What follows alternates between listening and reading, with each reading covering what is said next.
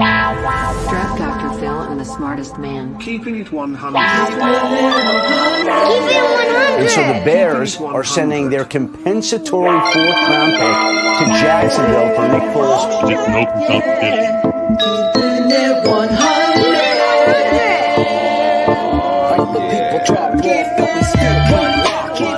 I know we need to run the ball more. I'm not an idiot. Keeping it 100. Keeping it 100. Keeping it 100, baby. Open competition. Keeping it 100. Draft Dr. Phil and the smartest man. Chicago Bears select Cole Kmet. Guess who's back? The two dudes that kept it real. Dynamic duo that you love, the smartest man at Dr. Phil. Breaking down the film, never a problem, kick it straight. Most shows focus on stats, we focus on the tape. We keeping it 100, never running east or west. We coming with that truth, cause that's what our fans expect. Cut off the freaking anchor, moving forward to be free. But don't you worry, Shayne's got the dumbest tweets. It ain't no secret, Phil and Shayne got some haters. But now the mouth stuck like the true and now and laters. Debaters, claws get kicked like Coach Tabor. Cuts had to be made, we added a barber moderator. Up and down, boys got you double checking. Sad sack strolling like a fool drunk texting. Flexing on the truth cause you know they'll never change. Real, recognize real, that's what you get with Phil and Shayne. 100's what we do when we're breaking down the Bears. Fuck a play or a captain, all of the upstairs. The tape never lies, the truth you see, we analyze, so there's no babies like Maybelline. Straight to the truth with acumen and facts. We got a sad nerd, but he's not just giving nerd stats. Hard crash, big impact like Max Sack. Every Wednesday night you got the smartest man and Phil back. Now we know you're smiling like a fat kid with fun dip. We're back better than ever and we're keeping it 100. Keeping it 100, baby. Keep it 100. Draft Dr. Phil and the smartest man.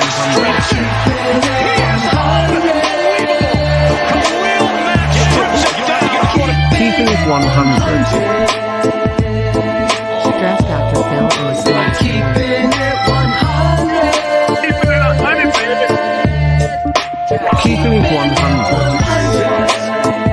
Draft Dr. Phil and the smartest man.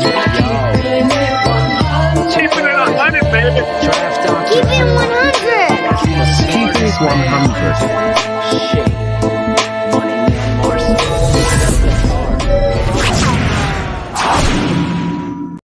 This is Chris Emma with 670 The Score. I'm with my guys Shayne and Phil on the Tate Never Lies Network. The following show is for mature audiences only. Tri-City Sports.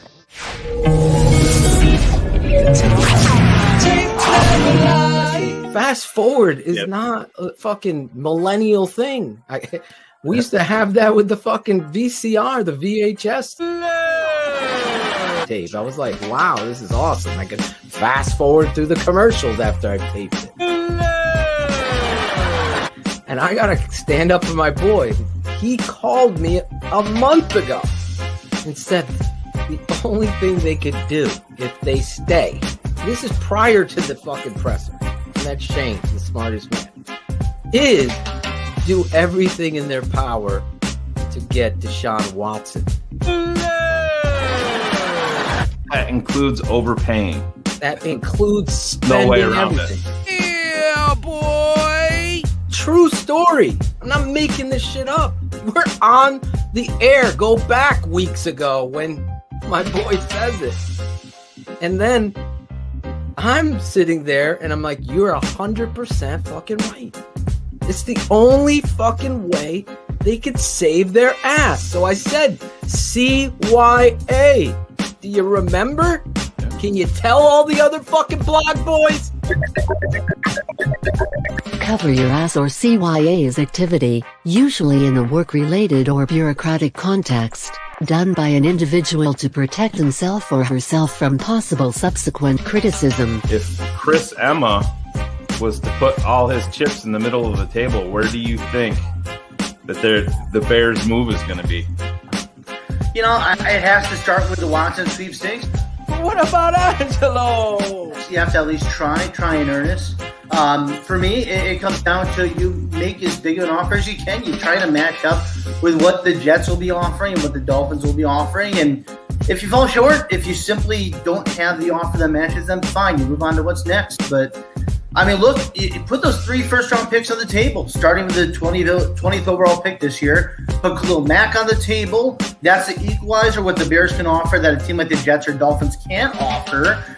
Those 2 teams can offer a quarterback, which the Bears can't match right now, but Khalil Mack's still a game-changing player. So that ideally is some kind of equalizer where the Texans have to consider that offer, even to the Jets and the Dolphins. That's what I'm talking about. I'm going to say this. Desperation, backed into a corner, you are going to do everything in your power to right the ship. Shit. I didn't know how to be. Because you ain't getting another shot. Matt Nagy, you think he's getting another head coaching job if he gets fired? No. Hell, no fucking way. No way. Yeah, a little creepy. Mm-hmm. So all the chips are going in. Look, I think, man, I'm going to have a conversation with D-Watt later on today. We just spoke about it a few minutes ago. And we're going to talk about it, in totality. But look, man, if I'm his agent, man, I'm pushing to get with the best team. I'm looking to get with the San Francisco 49ers or the Chicago Bears.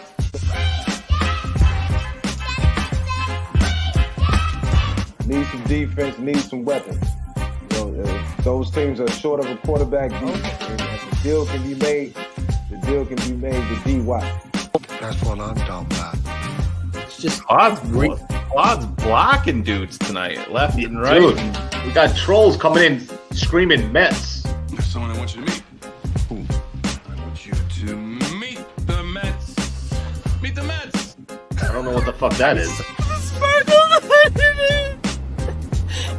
Seeing the point of what we're saying, you have to exhaust every asset in your arsenal to make it happen. You can't sit back and say, oh, he's not going to come here, so we're not going to try. No, listen, these guys are fighting for their careers. Ryan Pace, Matt Nagy, to stay in Chicago. Absolutely. There's one move to be made that makes that horrific presser go away. There's one move that makes Ryan Pace and Mitch Trubisky and Mike Glennon, and makes that go away. There's one move. It's them doing whatever they can to find out what Houston wants for Deshaun Watson. Gangsters, what's up, Give up everything. No, not everything. You don't want to start over again. You don't choose your quarterback. I understand what you're saying, Phil. You need a new quarterback. You need a new quarterback. Should I stay or should I go now? But you don't give up everything. You give him the first round draft choice and you give him one of your defensive linemen. That's your money. Which one? Akeem Hicks? That's right. 90. Are you kidding me? And then as far as the play calling for this year and how things went, again, I've told you about the collaboration and I can, I'll just, everything has been the same as it was the last 6 to 7 weeks. Nothing's changed. Are you nuts? No such thing, bad student, only bad teacher. Teacher said, student do.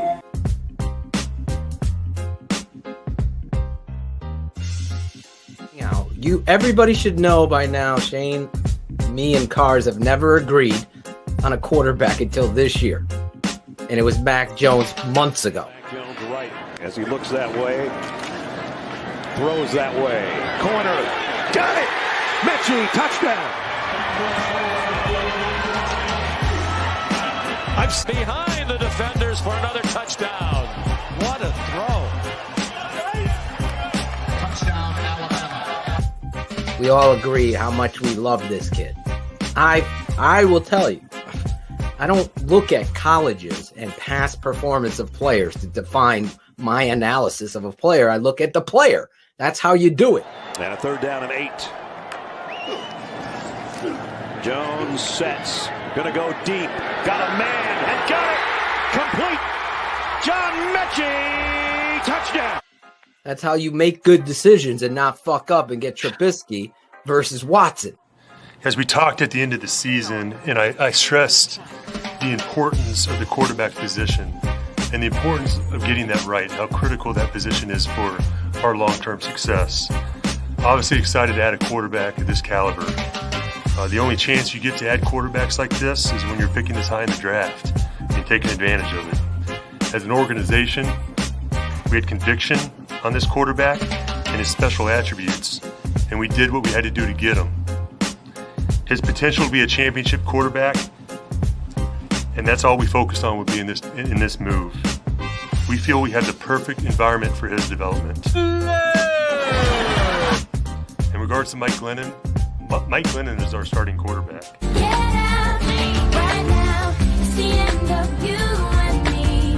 Ryan and Matt are men of character. You look at the fucking tape and you recognize these things are the traits. So when I look at Mac Jones, I love it. That's it. We're going to go into detail about this all offseason, the draft. And this coaching staff right now is already unraveling on Nagy. The lame duck status is seeping through everything the Bears are trying to do. You're going to be able to really attract a big-time free agent, number one, because of the cap space, and number two, because I don't know if any of them are really going to want to come here to Chicago. And look, the only alternative and the only way to really build something different for next year is what we just talked about, is making that aggressive that unites the team, that unites everything moving forward and gives them a better chance to win, because this is the one way you can improve things. And it looks right now just completely like the only way. To get those top three options. The first option is Deshaun Watson. That's the guy. Of anything out there, Deshaun Watson would be my top target. I would trade so much for a guy like Deshaun Watson. So you can collaborate. Like, I don't even know if they entertain offers. I think if you go to Houston and you offer up 3 firsts and Roquan and Jalen Johnson, I think they're going to listen to you. Young talent and picks, but that's the type of package that you're going to have. I want to say the Bears are desperate. You can collaborate. Anything McCaskey or Phillips could have said that would truly inspire confidence, but they didn't. And like you said, I think I can't remember which one he said it, but just condescending way. Yeah. It was insulting. It was disrespectful to fans, and it could have been done so much better.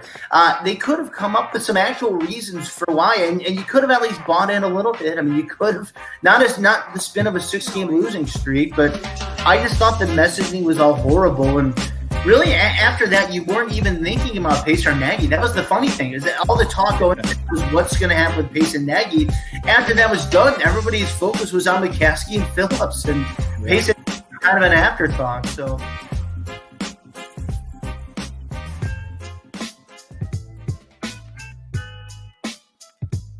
Yo, this is Claudio the Barber, and this is Shy City Sports Keeping It 100. What another great open, Phil. But I got to say, I think it could have been a little longer, just a little longer. I don't know. But listen, we got a great show coming on tonight. We got the Footwork King, Rischad Whitfield, coming on. And, what else is there to say? We got some quarterback talk. We got a lot of Bears talk. We got the Super Bowl we might talk about. Something happening. So let's bring in the boys. Shayne, Phil, what up? What's up, Claudio? Another great intro, Phil. Gotta keep those intros long, bro. That's totally entertained. I might have nightmares of that Dr. Evil. The Ringer. Scary. The Ringer. Evil brags. Oh my god. Another great job, though, man. That was awesome. Gotta put Claudio in the middle, the monkey in the middle with the scarf, everything going on here. Listen, Claudio, when you have a show, the one thing about our network is that we're going to go back and rewind and remember the truth because it'll set you free. Who was on Mac Jones first? Who was pushing that? Who was talking about Deshaun Watson being the move? Cover your ass. All of this stuff now is being written, and writers and blog boys and yada, yada, yada. I could give 2 fucks. I don't care. But the reality is, give the Tape Never Lies Network the credit that it's due. Put the name out there. Stop fucking backpedaling like fucking Pagano's off coverage. Let's start playing man up and have these dudes man up themselves. I don't get it. I love the intros. I love the reality of the truth. And that's where we are, Shayne. You hit it out of the park there. Obviously, the minutia of the offseason has already begun. This is happening, and Derek Carr and that. Oh my God, man! To get into. That's what I want to tell everybody. Just pump the fucking brakes. Like somebody will read one thing or hear one thing on ESPN and be like, "Fuck, no, they just said they're not trading him. It's over. It's over." Exactly. February 3rd. That's how this shit works. It's fucking It's a poker game. You know what I mean? It's $1 million poker game. This is Jay Cutler was traded on April 2nd, 2009. So if for whatever reason they decide that they are going to move on from Deshaun Watson, they are not going to extend it so they don't get picks for this draft. They're going to want to hit on the Casario or Casario, however you say it, is going to want picks for this draft. Things will heat up in April. Listen, there's a absolute legit chance that he's not going to get traded here. We're not going to say that, but if you're the Chicago Bears, you can't sit idly by and say, well, we made the Super Bowl with Rex Grossman. You know, well, it's not even. Yeah, I know, Claude's. You're a dumbass. Hey, I got my number. My favorite number is 8, so that's a real reason why. Well, Mike Glenmore, number 8. How'd that do? You had Vic in the intro. What do you guys think? Do you think Watson Vic has Watson's ear? Oh, absolutely. I think what he said matters. 100%. I was talking to my dad about this, and he agreed with me. When there's a bias, obviously this network stands for the fucking truth. We don't hide behind this nervousness. It's reality. The black quarterback has been hindered, if you will, from jobs based on his skin color and old theories, whatever it is, just like it is. When you have a brother reaching out to you and giving you advice on where your career could shine at its, brightest, that you got to listen to it. And like a friend coming and reaching out to you and saying, hey, these are the 2 places I think your light is going to shine the brightest. That shit means a lot to a football player and a brotherhood, especially think about this. I said it. I think I said it to Greg Braggs on the phone earlier this week. If Walter Payton called me up and I was this hotshot running back getting no burn in Miami, he's like, where I think you should go is either to the Giants or the Bears. Now I'm going to listen to Walter. He's my idol.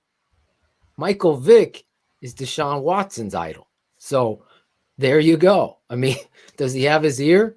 Not only does he have his ear, he's got the history with Matt Nagy, like you said, and he also has the reality is this Chicago Bear defense is there. Yeah, you know what I'm saying? Like, even though David Haw said that he thinks that the Bears defense is a bigger question in 2021 than the Chicago Bears offense. I'm like, well, what? I don't know. I don't get that. David Haw. Maybe we'll stay in close like this. But Shayne told me before the show, David Haw was saying that we have David Haw right here, some audio. I wouldn't be giving up 4 first-round picks for a quarterback who can't win. Thanks, Dave. Someone sent me this guy's podcast, and people watch it. Listen, whatever you like is what you like, but that guy's articulation and voice is the weirdest thing. Yeah, I don't know. We're not picking on him. I mean, but it's just he must have something. I don't think he's going out of his way. I think that's his radio voice. True story. When I was at Hofstra, there was like teachers that were trying to teach you a radio voice. Like, this is your television presence. Here's your spot, your green line, whatever. Do you remember Claudio's fucking tape when he submitted it to us that he wanted to be on the show? Yeah. Do you remember how that went? Oh yeah. You want to roll that, Phil? Yeah, I remember that. Oh, bring that fat ass over here. I want to get it in my mouth. I want to get it in my mouth. Oh, I want to suck on your fat ass.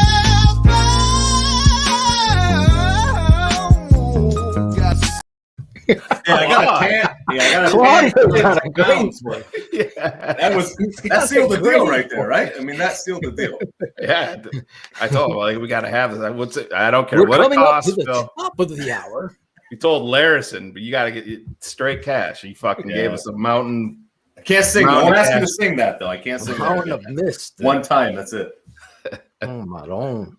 What Oh, was I going to say to you? No, I was saying at Hofstra they used to teach a broadcasting voice. You had to have it. Did you get thrown off your game when I played that? Yes, I did. We're coming up to the top of the hour. You had to like change your whole articulation, and it was just, I don't know. Yeah, I've got 4 picks, and he's not a winning quarterback. First of all, his theory in and above itself is completely wrong. You know what I'm saying? Because what does he say? We understand that you're 4 going first-round picks. He's just throwing them out like it's a meet and greet, right? Like a Christmas. What is that? What is that? Christmas when you're giving to your colleagues. What is that called? Christmas grab bag. What is it? What, Secret Santa? Secret Santa. Thank you. Fucking grab Secret bag. Santa throwing fucking picks out. 4 picks. Nobody knows what the worth is. Now you have Matt Stafford getting traded for pussy golf, which That deal was crazy. I don't know He's what's not going worth on that there, much. but I don't. it is what it is. I mean, would you have given 2 first-round picks for Stafford, Shayne? Well, the reason why, I mean, I wouldn't have. I think the reason why you do, if you're the Rams, is because their window. They're there. Well, I they mean, did it because of the cap. Well, and they did it. That's why they think that's they why gave it's that going to be. extra first for that extra. And you got to look if they This if they maintain what they have and don't improve anywhere. I think that Stafford's obviously a better quarterback than Goff, so that those picks are going to be in the 20s. And there's information out there. Go look at there. You can grab some guys here and there, but you go look at picks from 20 and beyond over the past 20 years. The hit rate is not great. I mean, there's going to be guys like Ed Reed and stuff like that. And there's guys that can play. I get it. But they're looking at Aaron Donald. They're looking at, guys like that, and they want to attack while they're in this window. And that's why they did what they did there. Yeah, well, I look at it and I'm like, they're giving away 2 first-round picks. Not even this year. Not even this year, which was smart on their part because then they keep that. That's something nobody's talking about with Chicago with a move. We could say, hey, we need this. It's because they don't have it anyway. It's going to be 7 consecutive years. Yeah, they haven't picked in the first round in 7 years. Right. Well, it will be at the end of these, but yeah, that's how they do it. They're not valuing the picks. They're valuing established players, and let me say this. You can see there's truth to the reality of that.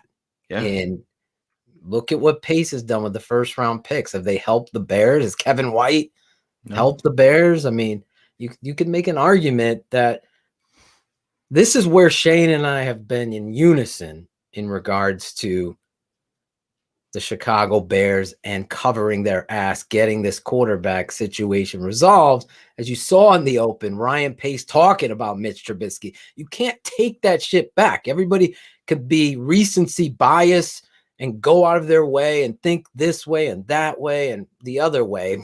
This is a guy that told you Mike Glennon is our starting quarterback. You know the freaking story. And exactly, reading my mind.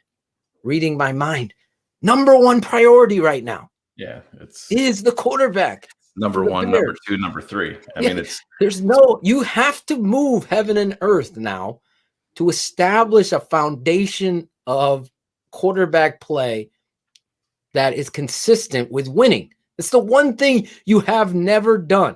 Cutler sucked as a leader. Devin Hester came out and said it. As Shayne and I were talking on the phone, if God created a quarterback, it would be Jay Cutler. Yeah, he had everything you want from a physical standpoint, but he didn't know how to lead. I don't even know if it was that. He just had no interest in leading men. Yeah. And that was the issue. That's precisely why Denver was ready to move off of a 25-year-old Pro Bowl quarterback. And when I don't think that's not something you can't put that on Deshaun Watson. I mean, he's a leader on the field, he's a leader off the field, he was a leader in college. He's born with it. That's who he is. That's not something you're ever going to have to worry about. We talk about getting a coach that's maniacal. You got to get a quarterback that's maniacal here in Chicago. It's the only way, the only remedy to the situations that are there. You got a running back that's maniacal. You got a showcase of what it is you could build upon. Yeah. But right now you don't have a quarterback. It's like this, what I said to Shayne. You buy a new house, fucking the plumbing's leaking, and you're not going to fix the crown molding. You're going to fix the fucking leak, and the leak is the quarterback. So that's what the Bears have to do. So when you come at me or you're in my DMs, you're like, no fucking way. There's no way. They're not going to do this. They're not going to do that. I'm telling you right now, they have to. You can't go in with Foles. You can't go. You fold with Foles. Oh man, I'm seeing our guest in the green room, and he's got the jersey ready and everything. Here. I love it. He's in early. I love that. That's like early preparation. That's right. And Tom Coughlin and Bill Parcells, on time is a minute late with those coaches. I'm guessing with our guest, that's how it is with them. But let me say this. There's only one way we introduce our guests, and that's in the tape never lies way. Let's get to it. Here comes our guest. We all know as Bears fans that football is a game of inches. David Montgomery. Being off just 1 inch is the difference between winning and losing on the field. But all the work to get there starts off of it. This guy lives by a simple but forceful message. A technique not worked on is a technique lost. You can't do anything on the football field without having the proper base. It's all about your feet.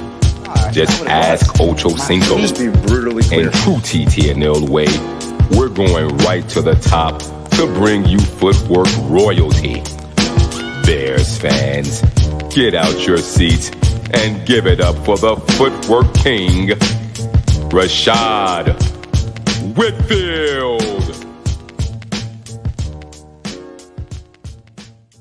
There he is. Thank our you guys. guy.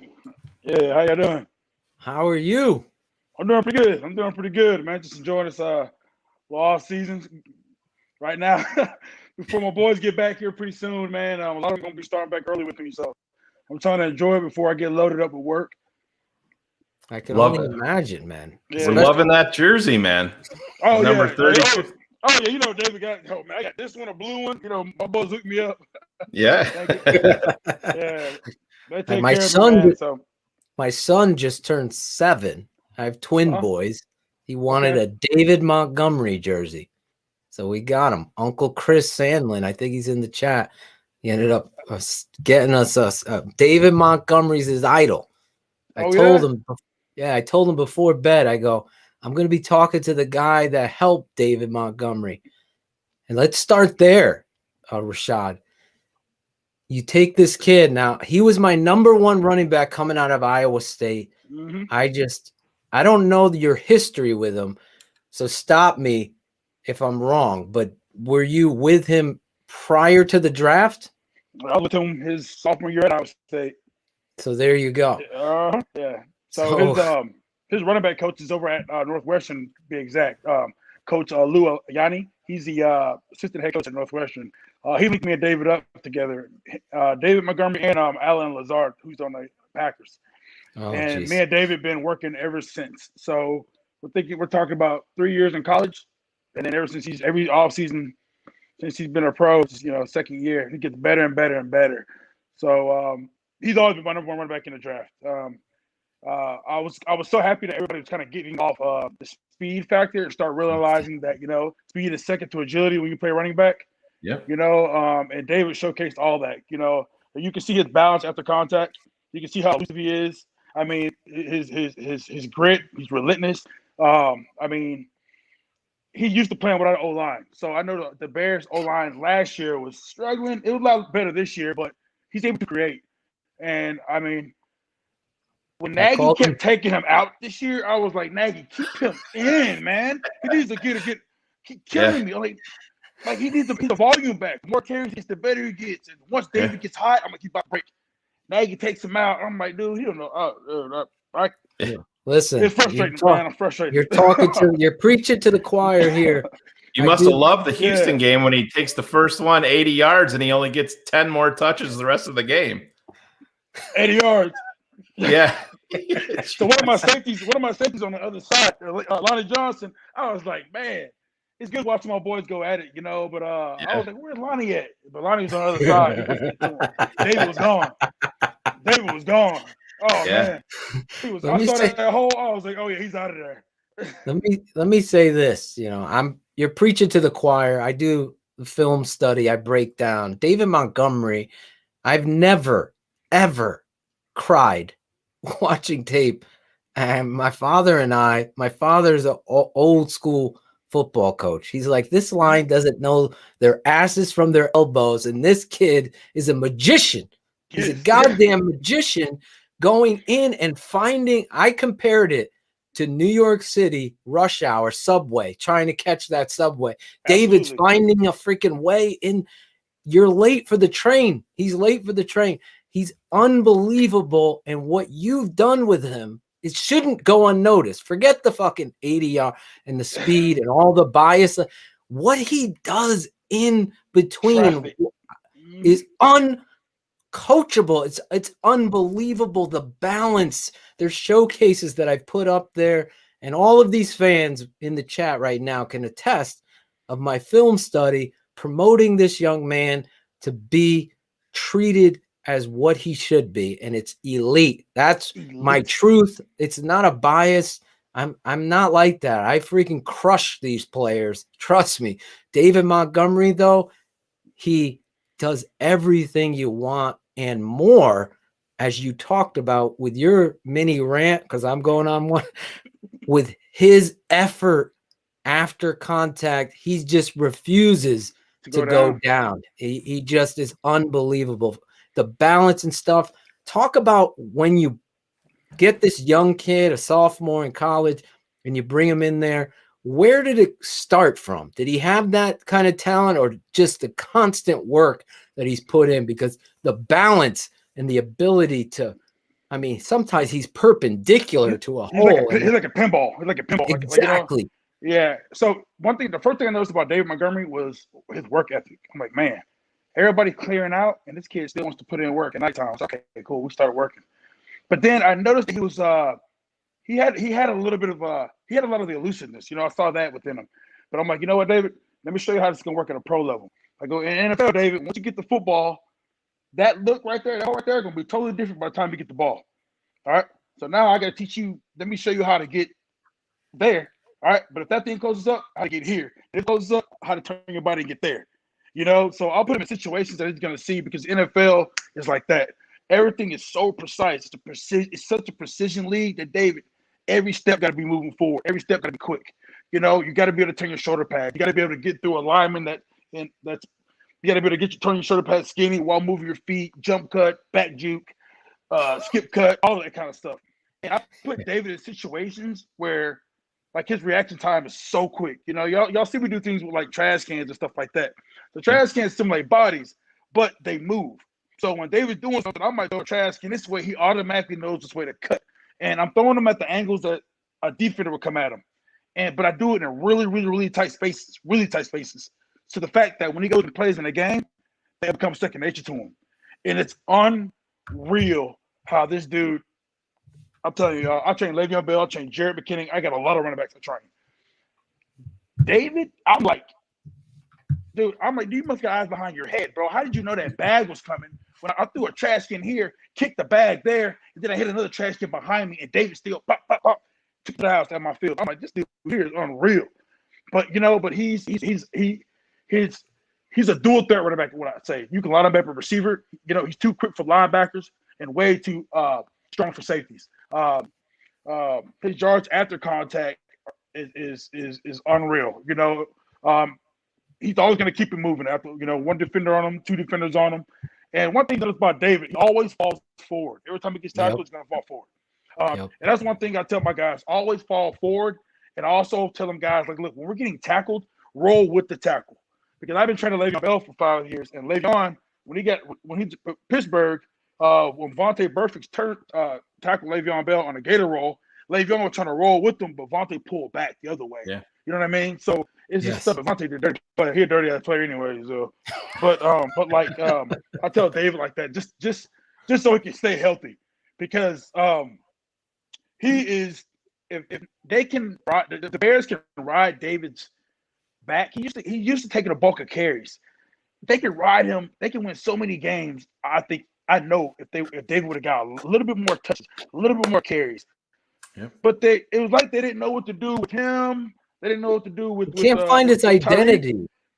Yeah, he's your identity. That's why we've been saying this every week on this show for weeks. I mean, even last year, David Montgomery showed me that he can do it any way you want him to do it, and that's the reality. Those hands are real, and it's profound. And who's better to speak on this kid than you, who's worked with all of these players? I didn't even know the list. Berlissimo, friend of the show, he was giving me the list, and then as I'm doing some research on you, and it's unbelievable. If you haven't, you gotta follow this guy on Instagram, Rischad Whitfield, the footwork king. Yes, this dude is awesome. Just a great work ethic. How did you get started with this? Talk about that. Sorry. No, well, I used to, and I battled a bunch of injuries coming out of high school, going to college, and I'm an anatomy and physiology, physiology major, and I always been intrigued by the body, but I didn't realize until after I had so many injuries how the body works and how movement. Like I could have saved like so many. It was the wrong movement that I took is what got me, or the wrong movement that I took in a game or practice, and what got me hurt. And I kind of it just evolved after that. And I've been doing it for 10 years now. And now I just train everybody every year. Every year I'm expecting all my pros to come in but I see things kind of different, and I train all positions, but everything starts from the ground up. Everything is movement, movement efficiency and technique. But what helps me out, y'all, is like by me training David Montgomery, I train linebackers as well in the NFL. So those go hand in hand. Same thing with wide receivers and defensive backs. So when I do things with David, I'm teaching him, David, the linebacker does this. Okay, that means you got to do this. So it's kind of like a cheat code in a way. It really is, because it's what really sucks. Like, damn, I go watch David play or any of my other boys, but it's always somebody on defense that he got to play. So it was fun. Yeah, so it was funny this year because David got to play a lot of my Eagle guys. So I got like 5 Eagles that play. 5 Eagles. I got a lot. So it's cool because I'll train David. Next year they come out, but I've just been doing it for so long now. A lot of people focus more so on the weight room part, but I focus on the movement part. And it's how to get to point A to point B as quickly as you possibly can. And with David, there's not a situation that he cannot get out of. So even when David is in trouble, he's not in trouble. As y'all can see that he makes stuff, he can create, he can make things happen. And I drill his feet so much, I work on his hips so much, and I'm just trying to. And then we do a lot of position drills, we do a lot of receiving drills, but everything that I'm doing is working on his quickness, his foot quickness. Different kind of cuts, different kind of things he might see in a game, his reaction quickness. Because I leave with David every time, like, David, before a game, you got one job: don't get tackled. That's it. That's it. I keep it simple. Coach might tell you the whole thing, something else, but I'm like, David, when the ball's in your hand, don't get tackled. That's it. If you think like that, that's the running back's primary job. Just don't get tackled. And by God, it's hell trying to tackle David. Yeah.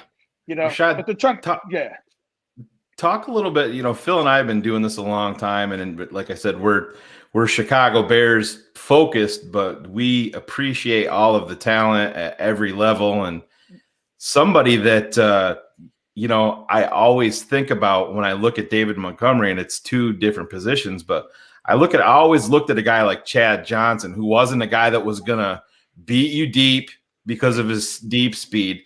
But man, his feet were just ridiculous. And when I see that, I see David Montgomery, even though they're in different positions, they are so similar. And it's, you talk about, I think people looking at Madden and they'll look at David Montgomery's Madden speed and they're like, oh, this dude can't play because his speed's an 86 on Madden. Exactly. And we know that doesn't matter, but his feet are elite. Just speak on that with somebody like Chad Johnson. So you got to think about it, though, guys. David. So if you think about it, David's in the backfield. Before David could even turn on any kind of jets, David got 11 guys on defense he got to get by first. So people don't look at that. Like David got first level guys, second level. We got to be able to maneuver through traffic. Guys, when they say hut, everybody's not going straight. Everybody goes all over the place. So David has to be able to maneuver in tight spaces, and that all takes good feet, good eyes. And I always tell David, let your eyes move your feet. So you can't be fast. Rashawn Gary works out with me. Rashawn runs a 4.5. I'm like, dude, he plays with the Packers. I mean, these edge rushers are so fast. They're fast, and they're getting quick. So you got to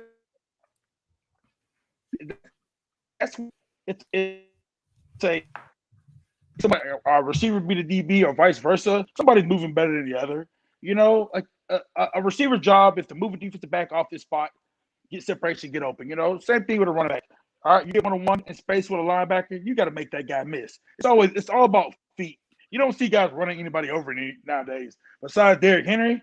But majority of the time, if they do run guys over, they fall down with that guy. So we want to make these guys miss. I know, I'd rather David or any running back that I work with make somebody miss to keep those chains moving, maybe for a 50, 60-yard touchdown.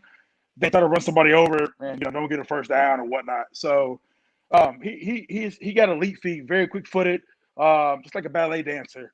When he sticks his foot in the ground, he can stick his foot in the ground and go the opposite way. His jump cuts are so quick.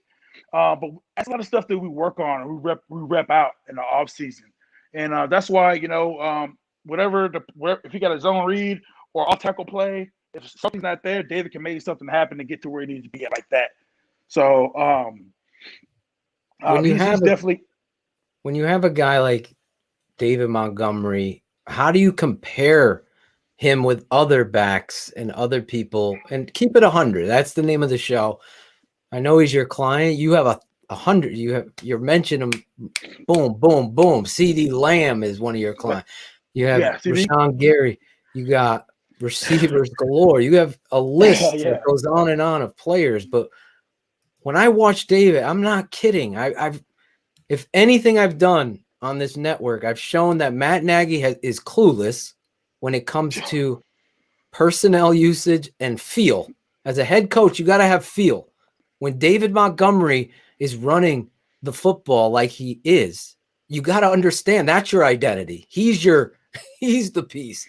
Not Cordell Patterson. I'm like, what is Cordell? Thank you. I'm like, dude, y'all don't understand. I love Cordell a lot, but I'm like, what is Cordell doing at running back? Oh my God. In critical situations. I mean, fourth and one, my son understands. He's 7. Yeah. You got to give it to Montgomery. He has the feel. But that being said, you have Le'Veon Bell. You have a bunch of backs that you work with. Where would you rank David Montgomery in regards to your? David is at the top. David and Le'Veon are very similar. Just a shorter version. Le'Veon 6'2", 205. David's 5'9.5". I think he played at 217, 220 this year. They are very similar. Very similar.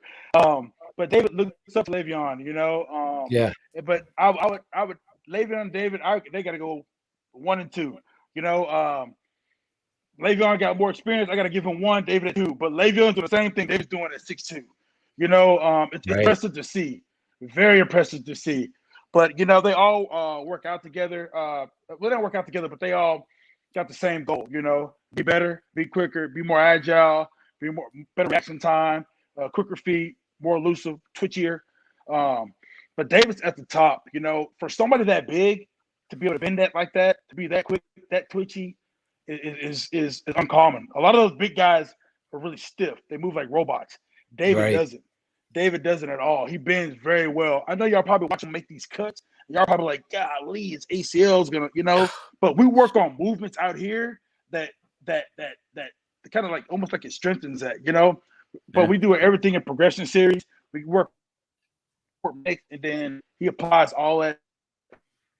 The hit is just going to be out Chicago Bear for the rest of his life. You get the same David, whether he makes $100 million or whether he's on a rookie contract, he will always play 150%. That's how he is. I think you saw that come into play when he was playing against Green Bay. I think you saw that come into play when he was going against Green Bay. He hurt his knee there. I texted Phil immediately. I'm like, oh Jesus, that did not look good.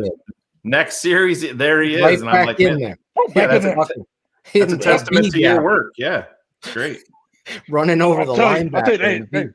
Hey, that some bitch ain't you gonna have to carry David off the field, man. I swear, man, David had it worked out with a hurt foot, and I bet nobody really even knew this, even on the Bears. But he wasn't gonna tell anybody. You know what I mean? But it's all 100%. It's all 100% better now. But I mean, the kid is that damn tough, very tough. You notice that he don't really say much at all, but his mindset, y'all, when he's out here, is almost like it's like destroy anything that's in front of him and not let the first guy tackle him. You know, I just wish I could just call Nagy sometime like Nagy. Let me tell you about David. If I tell you about David, you might want to give him the ball a lot more. Well, you know what I mean? He listens to the show. Just talk. If you were talking to Nagy, go ahead. If I'm talking to Coach Nagy right now, Coach Nagy, starting next year, if you give David the ball between 25, maybe to 30 times a game, because he's a volume running back, he gets better with carries. I'll promise you, he'll put you in situations to where y'all will have no choice but to win the game. A lot of them out there wide at slot, a lot of them out there wide. I'll put him out there ISO receiver, and he's a mismatch, whoever's covering him. A lot of his ability that he has is not being seen, and I'll tell you, the dude is a magnificent route runner, great hands. I mean, there's no safety or linebacker that can cover him. And he's the top he is the top 3 running back in the NFL by far. I'll take him over Derrick Henry. I ain't saying that because I work with him. No, I know. But I'll take him over Derrick Henry. If you watch Derrick Henry is a second level guy. Like if you stop Derrick Henry before it gets to the second level, right? You know what I mean. David, you get the ball, he can make things happen just like that. I mean, he's unbelievable. He's unbelievable. I'm a tape guy. I do my talking with the tape, although I talk a lot. I'm Italian. Oh, yeah. But I defend David Montgomery and everybody. If you do a little research on me, you'll know that I was the first one to ever say this is the best running back in the draft. He's better than the kid in Alabama. Me and you are speaking the same thing. If Coach Nagy had a fucking ounce of clue in reality to rhythm, as you said, he gets better as he goes. This team would be in different places. The quarterback would be helped. The offensive line. I mean, the offensive line's already helped with David doing these miraculous things. There's a run against Detroit. I'm telling you, we put it up with my father on X's and O's. We do a show on our patron side, and it's X's with the O's. My last name's Atoshin. My father and I break down, and we're breaking down the center. And my father and I can't stop laughing at David Montgomery. He jump cuts a free runner, right, in the backfield. Okay, he gets into the linebackers there. He jukes him, cuts to the out. The safety's got the angle. He jukes him, trucks over the other safety coming from the blind side. And me and my dad, that's 4 dudes he made. That's 4 guys. Dudes. And he's carrying 2 more down inside the 5-yard. I go, this is the closest thing to Walter Payton I've seen ever. And that's not me being a Bears fan. That's just me being a coach. I don't know how. I used to say this. I go, ask Shayne. I go, even my buddy Greg Braggs, I know, and Bear Lisa, I don't know how this coach could sleep at night not thinking up schemes to get David the ball. You said something tonight that I've never had the opportunity to say here. So I just want to highlight it, Shayne, and then you can ask your next question to him. And I want to hear you say, he's a tremendous route runner. Yeah. I counted. This motherfucker has never gone placed outside there and run a route against a safety or a linebacker that's mismatched against him. And this he did it week 1 last year against Green Bay. Right? No, Green Bay. Yeah, he did it against Green Bay. And he did. Okay. So one time, week 1, one time, Rischad. And this kid is so twitchy. I played slot receiver at Hofstra University. I played with Wayne Corbett. You talk about twitchy and footwork. Wayne Corbett was tremendous. I wish I had a you in my life because I could have. I needed to work harder to get this footwork done because I would have been better. But I've never seen such twitchiness from a running back. Put him outside, mismatch this guy. He's got great hands. And Christ, the game Shayne's talking about, I was at. Remember the play down the seam? Fucking Mitch throws it behind him. He fucking adjusts, pulls that ball in. And guess what, Rischad? Get out. Cohen, get in there. Why is he out? Hey, guys, y'all understand how frustrated I was. Yeah, I'd be trying not to get mad. I'd be turning the game off. I'd turn it back on. I'm like, I'm like, Nagy, what? Like, did you not see what he just did? Mitchell, your quarterback who was supposed to be accurate, threw the ball behind him. David made an adjustment. That shows David's ability to adjust to what's thrown. The light bulb should click. Okay, man, we can go out with this kid now. You know, I mean, like a lot of running backs can't do that. I mean, this guy's scheming for Cordero Patterson, like you said. Yes, he doesn't use Tyreek Cohen enough. Use Tyreek Cohen the same way Kansas City Chiefs use Tyreek Hill. You know, I mean, put David and Tyreek both in the backfield, make them both go run routes. I mean, there's no reason why the Bears should imagine them both on the field at the same time. I counted. There was 4 plays in 2019 last season where they went 8-8 as well. There was 4 plays that I counted that they both were in the backfield together.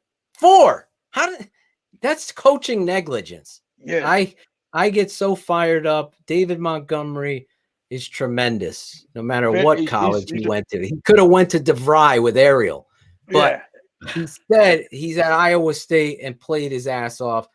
Tremendous. Another guy you work with is one of my favorite players on the Bears, and I really thought he was going to have a huge year, and that's Roy Robertson Harris. Big Roy. My prop bet, I lost. I had him 11 sacks. I thought he was going to get double-digit sacks.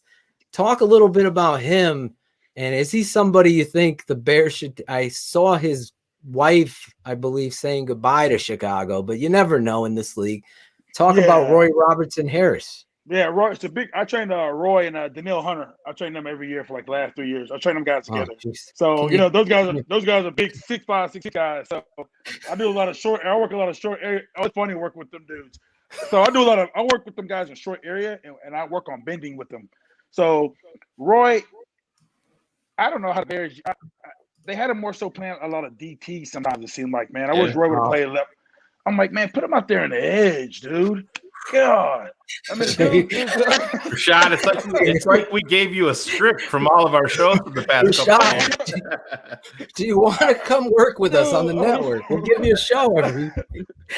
I've been saying that for fucking 3 years. I'm like, put him at edge, opposite Mac. You want to fucking run? You want to try to play us?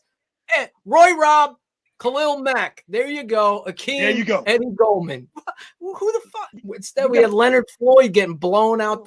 They were checking. Yeah, were checking. I never understood that. I'm like, Roy, why are we? I'm like, is he playing?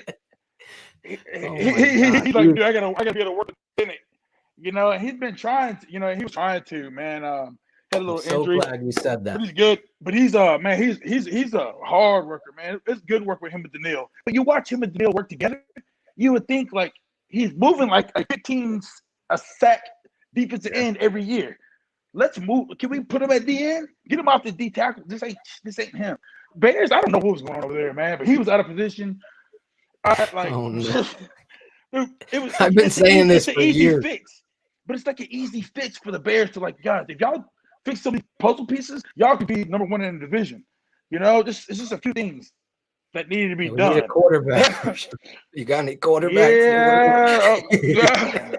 Deshaun even in Houston, so Deshaun might Oh, there you go. That's what we were talking about in the beginning of the show. We got a little clip here of your boy at work. Beautiful. You want to watch Mr. Montgomery? Oh, there he goes. Look at him, stiff arm. How about get off of him? Yeah. That was a freaking. I think that was a third down too, Shayne. And Nagy's. But you're talking about, he's not right there in the backfield. Everybody's like, where's he at? Dude, when I see this so kid, if you watch a lot of other running backs, what they'll do is they'll stop their feet. He won't stop his feet. His feet keep moving. Eyes keep swarming. And then when he sees it, makes it happen. I had to fight with Bears fans. I had to fight with Bears fans to stand up the truth. That's what we do here, Rischad. I want to make you a regular here. Can I make you a regular? Yes, absolutely. I'm sure I'm probably gonna have a Bears guy. I'm sure I'm gonna have somebody that plays for the Bears get drafted. So we're gonna send you some TNL swag. I'm gonna get that out to you. All right, but yes, sir. I'm just saying maybe you can get David on with us. And we could talk to him. That's all. Let me know when. Making magic because nobody, and I swear, you could tell David, I'll record it and send it to him. This is my message. I know this network destroys narratives.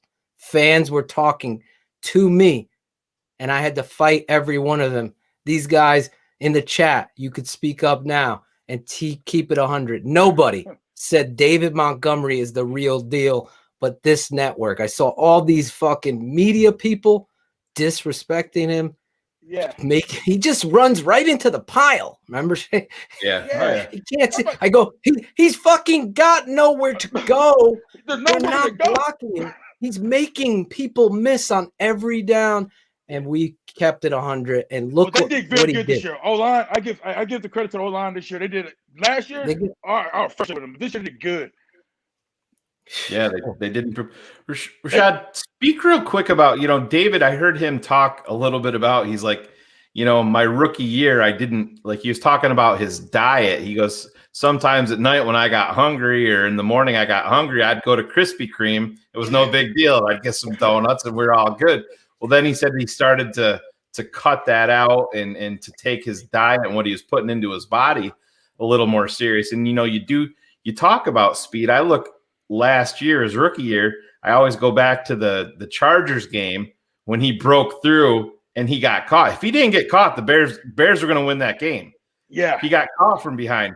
This year, I was so happy to see him house that play against Houston with him not getting caught. And I said, those are the little things right there, just that, changing the diet. And you talk about the foot speed, but talk about that a little bit. So the thing is, I tell my guys, we're not in college anymore. In college, they want their running backs 230, 225 pounds. Get that out the window. I go, y'all, the NFL is a quick league. All right. If you can't move, you can't play. So drop it. David, all right, you're a durable dude. You're a strong guy. You don't have to play at 225. Get to 215. And David he started cutting. I mean, if you believe it or not, Le'Veon plays at 205. I have every running back that I have. We're not playing at no 220. No, I don't even like playing at 215 that much. Maybe 210, depending on the height, 205. But the lighter you are, the better you are. Every cornerback that I have, 195, 198. There's no need to be playing at 205. You're too heavy. And it's too much weight to carry. And I think he played at 222 pounds that against the Chargers. He was at 222, 225. But he played this year like around 215. Yeah. So just shedding that type of weight right there was just enough just to get that little bit of that top end speed. And he worked a lot of 222 is two. But you know how in college they I don't know why college programs just like to get their guys big, but they don't understand the bigger you are, a lot of times the movement comes with, so I'm more about moving efficiencies, so the lighter you are, the better you are. The better you are, the nimble you can be, the more nimble you can be. And he worked all offseason for that, maintain that weight. And food is fuel. So he just cleaned up his diet And man, he worked hard, man. David, once he gets his Yeah. mindset on something, it's a wrap. So so next season gonna be even bigger season for me. I promise. I promise. I already I know. can't wait. I can't Yeah. wait either. This guy. Now that I'm talking to y'all guys too, we're really gonna turn up this offseason. We're gonna I need Nagy to give him the ball. That's all I need him to do. Give him the ball, Nagy. Let us work. Watch this run. On time, anticipating Allen Robinson getting open, just getting away, create a pocket, and I thought that was me cutting up something else. I thought that was the David Montgomery tape. I'm sorry. I thought I had it there. I'll get it for you. The one against Carolina Panthers. Well, the one against Carolina Panthers is a good one too, man. Where there was nothing in there, man. He had a jump cut in there, get skinny. And there's a toss play against. Nothing's easy for him. He doesn't. He got a toss play against the Giants on 3rd down, and Charles Leno misses the block. And David uses what you've taught him. He presses his footwork up like he's going into C gap, and it forces that corner to change his angle. And he freaking, I don't even know. You can't teach that. He gets outside the corner and first down. Like, Maggie, come on. And then the next play, he goes out of the game. And it is what it is. It's the truth when it comes to that. And me knowing David, he's sitting on the sidelines, just being patient. But I know deep down in David's mind, he's probably like, man, I'm out. You know what I mean? You know, but the kid, I'm telling you, he could carry the load. Like Nagy, he did it in college. He can do it. You know, I see a comment no doubt. We need a tackle. We do need a tackle because I got a few. I go over film a lot with David, and that tackle, man, he let a bunch of guys go through. That tackle. Oh my God. 72. Number 72. That's our guy. You gotta understand. I'm gonna get him out the game, man. I rather y'all put Cole Kmet, the tight end, in this spot that's gonna block.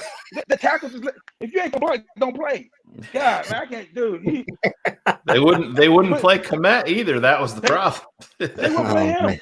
Yeah. The dude was a fantastic blocker at Notre Dame. That's what they do over there. I would put that kid at tackle if anything, but they didn't play him. I didn't understand that at all.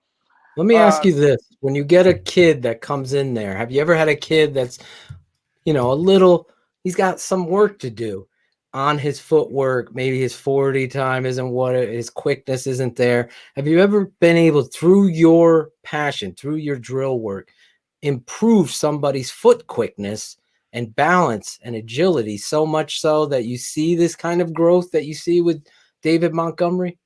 Oh, absolutely. I make everything translate, make it make sense. So if you watch, I did the thing with the NFL, and if you watch how I was explaining things, I would show guys, okay, I'm doing this with Odell. The reason why I'm doing this is because if he sees this in a game, he needs to do this. And then sure enough, it'll make it translate. Same thing what I do with my running backs. Okay, David, if we shoot this, if we're using the trash cans, if I throw this trash can, David, this guy's going here. If I throw this trash can, how are you going to maneuver your body to get back to here? And, and we work it, repetition.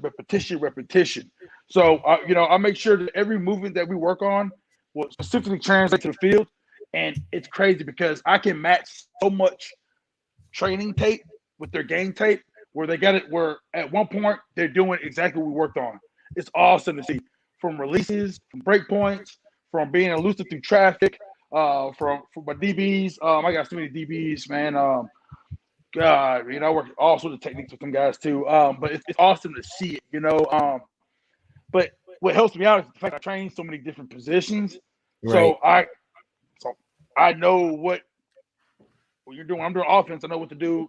What they need to do if they're going to get some defense. So I see it all the time. I don't really work on a lot of speed stuff.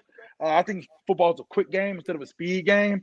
Talk about it. Yep. Everybody thinks it's a speed game, but you barely see Tyreek Hill outrunning people. When you do, it's usually a busted play and Patrick Mahomes throwing the ball 70 yards down the field.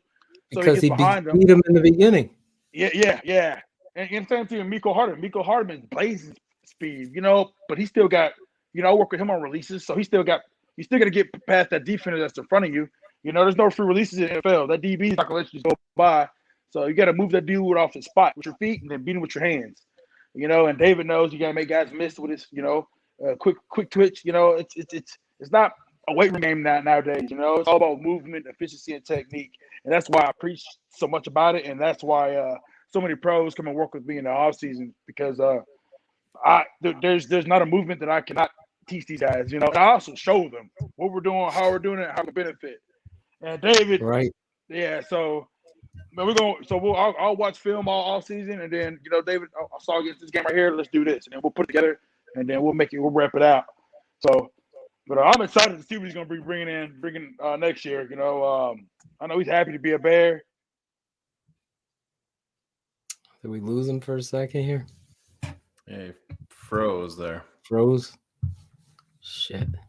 Sucks. Near the 15 to the 14-yard line. This is the 6th different starting group for the Bears in 11 games, and they open a big hole for Montgomery. A foot race through the near the 15 to the 14-yard line. This is the 6th different starting group for the Bears in 11 games, and they open a big hole for Montgomery. A foot race through the secondary. Montgomery all the way down to the 8-yard line. I don't know why it looks like that, but you could see the haters had that speed thing in the NFL. How many people had 50+ yard runs? David Montgomery, that's it. And that's the reality. And the quickness and that burst in there and the awareness that God gave him is uncoachable. And that's really where your vision. work. Yes, reaction time. I don't understand. There's no running back that's breaking long runs. I'm like, what running back besides Chris Johnson? I haven't seen another running back that's breaking constant long runs. And Chris Johnson don't play anymore. He don't play no more. He don't play anymore. Oh my God! Before they can even be fast, they got to maneuver through all these bodies. All right. Drew Archer ran a 4.29. Le'Veon ran a 4.6.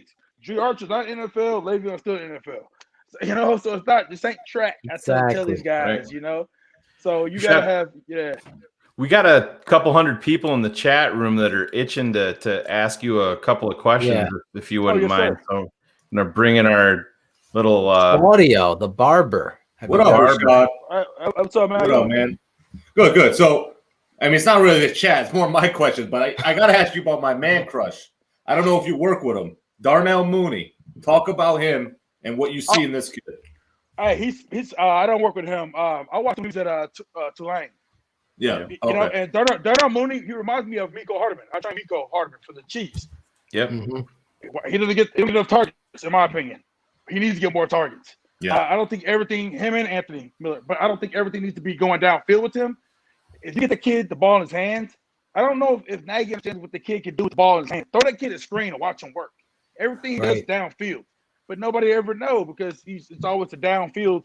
Like he's so good in space. I'm like, you got a bunch of guys that are yak artists. Throw him a slant and watch him work. And I watched all that when he was in college, and it's just like I'm waiting for him to come alive too. But yeah, it's the scheme. His footwork is nice. His route running is unreal. I'm sure he's a receiver. He is an outstanding. We have a bunch of people in the chat. So if you have a question that you want Rischad Whitfield, the footwork king, I'm gonna text you the intro that I produced for you, Rischad, because it's so well deserved. The work that you put in. How many have you ever been approached by an NFL team to come work with their players and become a member of the staff? And are you the guy that NFL agents seek with their potential draft people coming to you?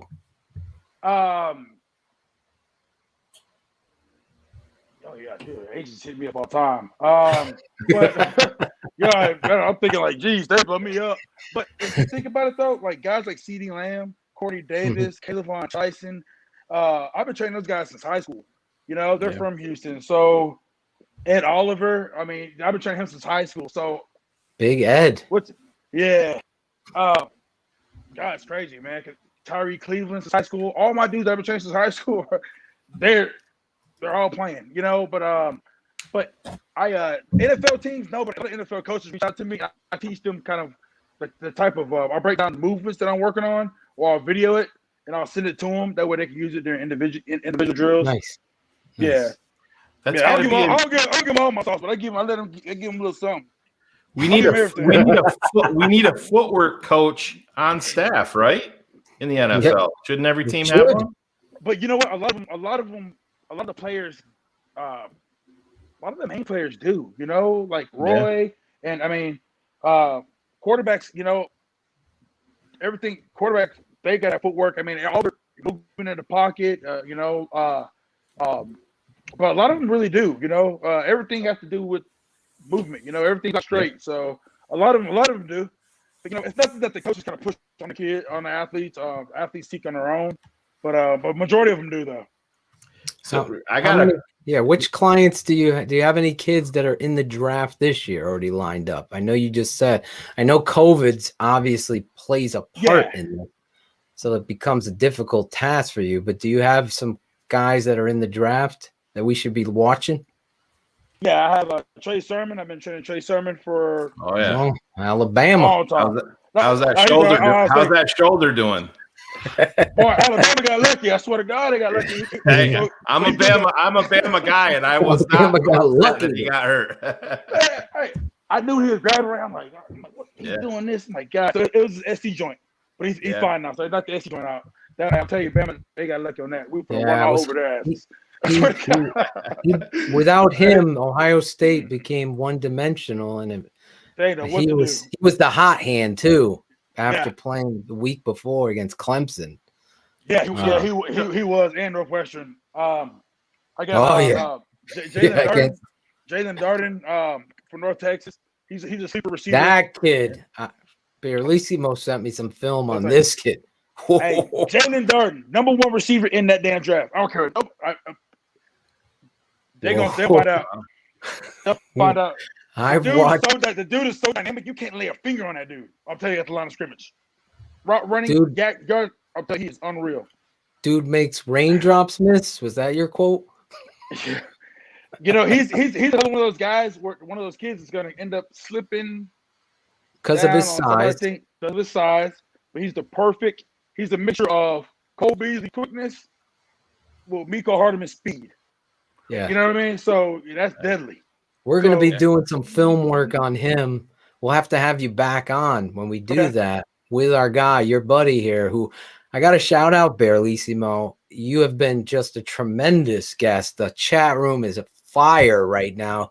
Loving what you have, what you brought to the table here. I got to be 100 with you. I'm loving it too. I love the passion, the knowledge, and the truth. We can't let him go quite yet, Phil, because with him being in Houston, we got to ask you, man, what's going to happen with Watson? What's your read on that being there? Do you think? Give us some good news. Breaking news. I love Deshaun Watson. He's been working. He is the backbone of this team. But when you get rid of DeAndre Hopkins, that's when Houston, Texas first lost me. I mean, I don't care if y'all don't like Hopkins or not. His numbers are gonna help win games. Oh my God! He's one of his best weapons, and then like you leave him with nothing, and then you tell him that he has some say so in who the next head coach is going to be, but y'all don't let him have any say so in it. I don't blame him. So he's going to be gone. I mean, the whole organization is kind of going downhill. You know, I don't have a favorite team because I can't, because I got guys on every team. Sure. But I get to watch. I got a lot of guys on the Texans, and it's just like they're just losing it over there, you know. And by losing Watson, that really hurts because he ain't gonna play. I don't think he's gonna play. You look pretty sweet in a jersey like you're wearing right now, I gotta say. Oh, God. Do you have a picture of him? Oh God, dude, that's who. Man, I would love to see him and David back in the backfield. I'm not even. Oh my God! Listen, Rischad, I got another question. We had a guest on a few weeks ago, Peter Bukowski, the Packer fan. This dude tried to say that Jamal Williams is better than David Montgomery. Hell no. Okay, and then he also tried to say that. Yeah, he also tried to say a running back is interchangeable. They don't mean nothing. A special running back don't mean nothing. What do you think about that? I think that first of all, that's bullshit because you can't win a game without a running back. So everybody, they're all saying running backs are not valuable. You cannot win a game without one. You can't win a game without a running back. So I mean, like they said, they got to stop that with the running back stuff.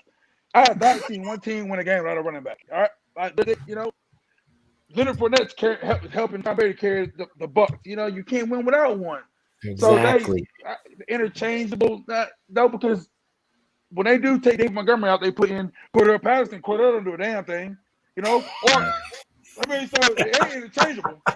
There ain't no interchangeable. You know what I mean? So I'll just say this: Jamal Williams is. If we were doing 1 to 100, Jamal is probably a 70, 75. David Montgomery is a 99. That's how elite this guy is. And you can't be an analyst or carry the bias within it. Matt Nagy is holding him back from being talked about at everybody's water cooler on Monday. That's the truth. That's the reality of the truth. At this network, we destroy narratives. PFF, fuck PFF. They don't matter. They don't mean anything other than they help in a debate with a stat, but they're not a grading system. They're not going to rank a player. They give you formation stuff. They're useful in that form. But when you're analyzing talent, the tape never lies, Rischad. The tape never lies. That's why we named this network this. And David Montgomery, Bears fans don't. Some of them are so like sheep to the narrative because we got a lot of media that they just take a stat and that's their story. So David had 68 yards. Did you see how he got those 68 yards? I mean, it's unbelievable when you really look at it. And the fact that he only had 7 carries. Exactly. Spread throughout 4 quarters. Exactly. Shayne said it right off. He had 80-yard run. You're blowing this team out. You put him in, you put the uppercut, the Mike Tyson fucking uppercut. Mike goes in for the kill. Matt Nagy's going, let's play around for another 6 rounds. Give him the ball. Let him break a fucking record, whatever the case is. I trained Naheem Hines. He was number 21 for the Colts. So when the Bears played the Colts, if you watch the way so when they put Naheem Hines out there at slot, Naheem. Oh my God. I think it was he Robinson beat the Packers, Naheem Hines, being in the slot. He got the mismatch. Do the same thing, but they're down in 6. Better running. They was a way better route runner than Naheem Hines is. I'm like, I wish they would see that. Can you imagine? Look at this. I'm a quarterback. I come up to the line of scrimmage, and I got David and Cohen in the backfield, and I check where it's zone or if it's man. I'm bringing a guy in motion. Now I know they're man. Now I know that Mike has got one of these two. So I'm going to motion David to the slot. Now the Mike is going with him. I'm fucking laughing. I'm looking off to the left and I'm coming back to the arrow with David fucking wide. Boom. Goodbye. He's off to the right. That's coaching. That's scheme. That's knowing your personnel. That's why I've been so. If you have Cohen running motion and now David's matched up on this, you have so much you could do. And it's unfortunate with Coach Nagy. And David never drops a football. Yes, that dude is right on time in Brazil. Yes. Gustavo in Brazil. Look at that. Dude, the dude don't saw him drop one pass and he was fucking livid. It was a screen. It was going to be big. He was pissed. Listen, it happens to us all. You drop a pass, but I know David, to your point, guy is consistently consistent at catching the football. Listen, I'm so glad you came on the show because thank you guys for having me. Oh my God. You brought it. Now I need one favor. Actually, does anybody else have a final question before I ask my favor? Go ahead, man. Okay. I know this chat room's pissed because a lot of people had some other questions. I'll give my favor, and then you guys, I'm going to give Claudio, get me one question, last question from the chat. But here's my favor. I'm going to isolate on you, Rischad. Yes, sir. You're going to do a station ID for us so we could put you on the show and promote you and everything like that and our network. Okay. You're going to say This is Rischad Whitfield, the footwork king. And you're listening to my boys Shayne and Phil on the Tape Never Lies Network. Is that a lot for you, or you got that? Nah, that's good. I'm going to give you your lower third. Let me All get right. it up. Hold on. It's a nice, pretty, gives you your address. Those fans out there, Yeah. Claude, take that banner down real quick. There we go. That's where you can find him right there at footwork_king1 on Twitter. Also look at Footwork King on Instagram. I've been watching all his videos. I'm like, holy shit. This is like I just discovered gold. All right, I'll count you down. Tell me when you're ready. Yeah. My pro guy sets the edge. All right. 3. Okay, hey, Rischad Whitfield. He said Rischad Whitfield. I'm chilling with my boy Shayne and Pat on Phil. Tape Never Shayne Lies. and Phil. Shayne and Phil. Oh, yeah. Shayne and Phil. My mom is Pat, though. I'm ready. Shayne and Phil on the Tape Never Lies Network. All right. You ready? 3, 2, 1. Go ahead. Hey, my name's Rischad Whitfield, the Footwork King, and I'm telling my boys Shayne and Phil on the Tape Never Lies Network. Boom! One take. This There dude. we go. He's ready for Hollywood. Yeah, and the NFL thing I had to do. Golly, man. I'm like, dude, how many times I had to keep taking it over and over and over? And I'm like, man. Well, you're at home here now. That was long. Oh yeah. Verlissimo is right. I didn't realize how many guys I had on there today. I'm like, man, they dug up videos. I was like, damn, I didn't realize I trained all them dudes. That's a lot of dudes on different teams. I was like, geez. You got a question, Claude? Yeah, right here. Here's the question, Claude. What's your opinion of the new running back coach the Bears hired? Who is the new running back? They hired him today. Shayne, did you get him? Claude picks the one question none of us know. There wasn't many questions that came up all of a sudden, so I don't know. I'll go back and look for another one if that's not a good one. I'll get it here. I'll get it. Hold on. He might not know the new running backs coach. I just saw it before we went live. Someone helped him. Well, what about the Bears brought in Mike Adams? You know Mike Adams, former Houston Texan? Former Texan. Been in the league. Running back coach? No, he's going to be the defensive back coach. Yeah, assistant DB coach. DB. There you go. How about this one? Y'all are good. Y'all are good on DB. Y'all are good. Y'all are very good in the back end of football. Eddie Jackson, Kendall Fuller. Yeah, Kendall, right? Kyle Fuller. Hey, Kyle's probably one of the most underrated corners in the NFL. Yeah. He is very good. He's very good. I had a question, Claude. You moved it. Oh, go ahead. He wanted to know if you worked with any offensive linemen on their footwork with what you did. Trent Brown will be my only one. I'll get him this year. Nice. And then Big Trent. And then Trent Williams as well. So you know what? Can we send Charles Leno? We can do a GoFundMe. We'll send him down. I'm serious. Hey, please. I think that would help. I'm like, dude, when you see them guys, when you see I think what game was it? The defensive the edge rushers get offs was so quick that he can get back there in time. He couldn't get back there in time. Against your boy, let me say this. Let me give you another shout out. Rashawn Gary put Charles Leno killing him fucking on his back like a fucking hog. He got tackled like a fucking pig hunting in the fucking backwoods in South Carolina. They got the Bears. Dude, Rashawn Gary got a high motor. Oh yeah. Hey, violent hands. Nimble. I hate that he's a Packer. I'm gonna keep it on. Yeah. But I loved him coming out of Michigan, and he's a very. I saw the. I don't know if you watched, but you've met him, so you know him personally. But I watched, and tell me if I'm right. Rashawn, I saw him on what is that show on Amazon? They do it. They did it with the Panthers. They do it with rugby teams. They do it all access type of thing. They did it with Michigan.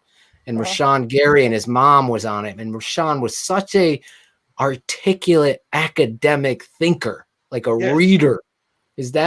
Am I getting that right? Very, it's crazy because when you watch him work out and train, it's Super Saiyan. And then after that, once you calm down, you start realizing, like, dude, you're real bright, bro. You're really, really intelligent. Like Richard Sherman. You know what I mean? Like Richard Sherman probably. Oh, yeah. Dude, you know, after Sherman took me in, Sherman, I'm like, damn, dude, I learned so much from Sherman just listening. But I mean, the dude's very, very, very articulate, very bright. Student of the game, man, understands everything. He's gonna be another great. He's gonna be another great. We already got $100 towards the Charles Leno fund. We're getting it. The Bears' running backs coach is from Oregon State, Michael Petre. I don't know yet, but I don't think he'll change much. They won't change anything. Yep. Pro coaches kind of got it made, especially the position coaches. Yep. You know, this dude is a monster whatever the guest. scheme is, but they won't change anything. This dude is a monster guest. He kept it 100. You're seeing. I've already wrote the written contract of getting you to come back on here, and if you can get David Montgomery, there's going to be a love fest for him with these fans. You see, there's over 200 and something people listening live. There'll be thousands downloading this. Bears fans all over the world, from like Gustavo is in Brazil. We got Berlissimo in England, Netherlands. We got so many fans, so crazy. I'm just so happy to have met you. And I don't know. God speaks. This is a terrible time in this country with everything going on and with COVID on top of everything like that. To meet people like you that have a passion, the fire, and the maniacal, you have an open invitation. I'll be bothering you to come back on. Please do. I'm more than welcome to come on anytime y'all want me to. I'd love to be on. Thank you guys for having me. And, absolutely. Awesome. Yes. Great job. Yeah. Yes, absolutely. God, thank you so much, Rischad. You guys welcome. can find Rischad. Please let them know where they could find you before we let you go. You can find me on Instagram. It's at footwork_king. And then my Twitter account is footwork_king1. Those are my main two things that I'm on, and you'll see, the guys I work with. I'm check them out on YouTube. Search. YouTube. Some good videos. Yeah, there's some good videos there too. Yeah, Rischad, great. Keeping it 100. We never have a script, so I didn't write one question. Yeah. Shayne didn't. The fans were happy, and you came in here and you kept it 100 and you brought it. God bless you. Thank you for coming on the Tape Never Lies Network. Thanks, man. Thank you. God bless you, man. Have a good night. You too. You too. Thank you. I got to get your address because I want to send you a TTNL t-shirt or long sleeves. All right? Okay. Yes, sir. Sounds good. I can text it to you? Yeah, text it to me. All right. All right, bro. Thanks, man. What a great guest. Another great. Only on TTNL. TTNL. Always bringing it. You gotta love it, Phil. A lot of the things that we've been talking about, like I said, it's it's good to get that affirmation from somebody that's not familiar with the show coming in to say the same things that we've been talking about for a long time. We didn't plan that. There's no script. He literally did what you said, Shayne. He just highlighted everything we've been telling you and why you guys love this show. Why you. Breaking news. The Tape Never Lies Network. Breaking news. Oh my God, we got breaking news. I forgot. We do. Yeah, we were going to do it a little bit earlier. Out of Houston? But not out of Houston. No, this is a little bit different breaking news, but I hit it a little bit too quick there, Phil. I cut you off a little bit. But I thought you had it ready. It's in the bag. I wasn't ready, but I could be ready right now. Listen, we'll let this do the talking, right, Shayne? Then we'll talk about it. Breaking news here at the Tape Never Lies Network. I hope you guys loved Rischad Whitfield. I did. But this news is going to shock a lot of people. Pay attention, class. School's in session now. Let's remove everybody here.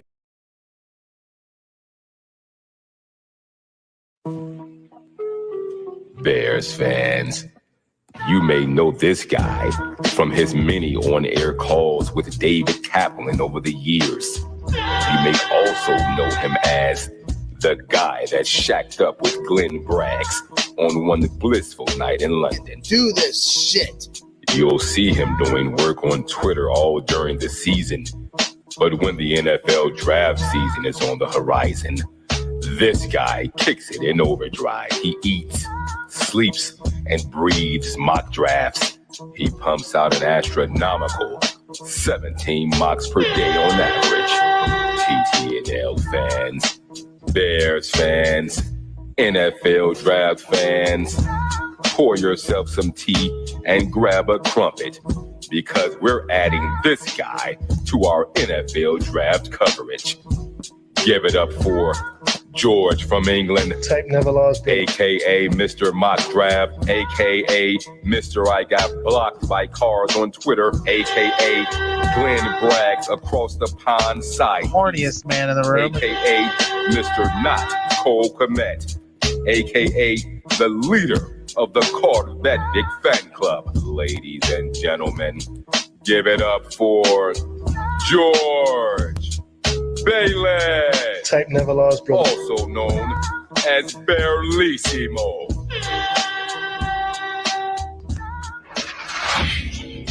The Tape Never Lies Network. Oh, there he is. There he is. Our first ever edition. Exciting announcement today. The Tape Never Lies. We are adding a guy to the network. We always throw curveballs here. No one saw this coming. People were guessing, though. Some people might have guessed it right.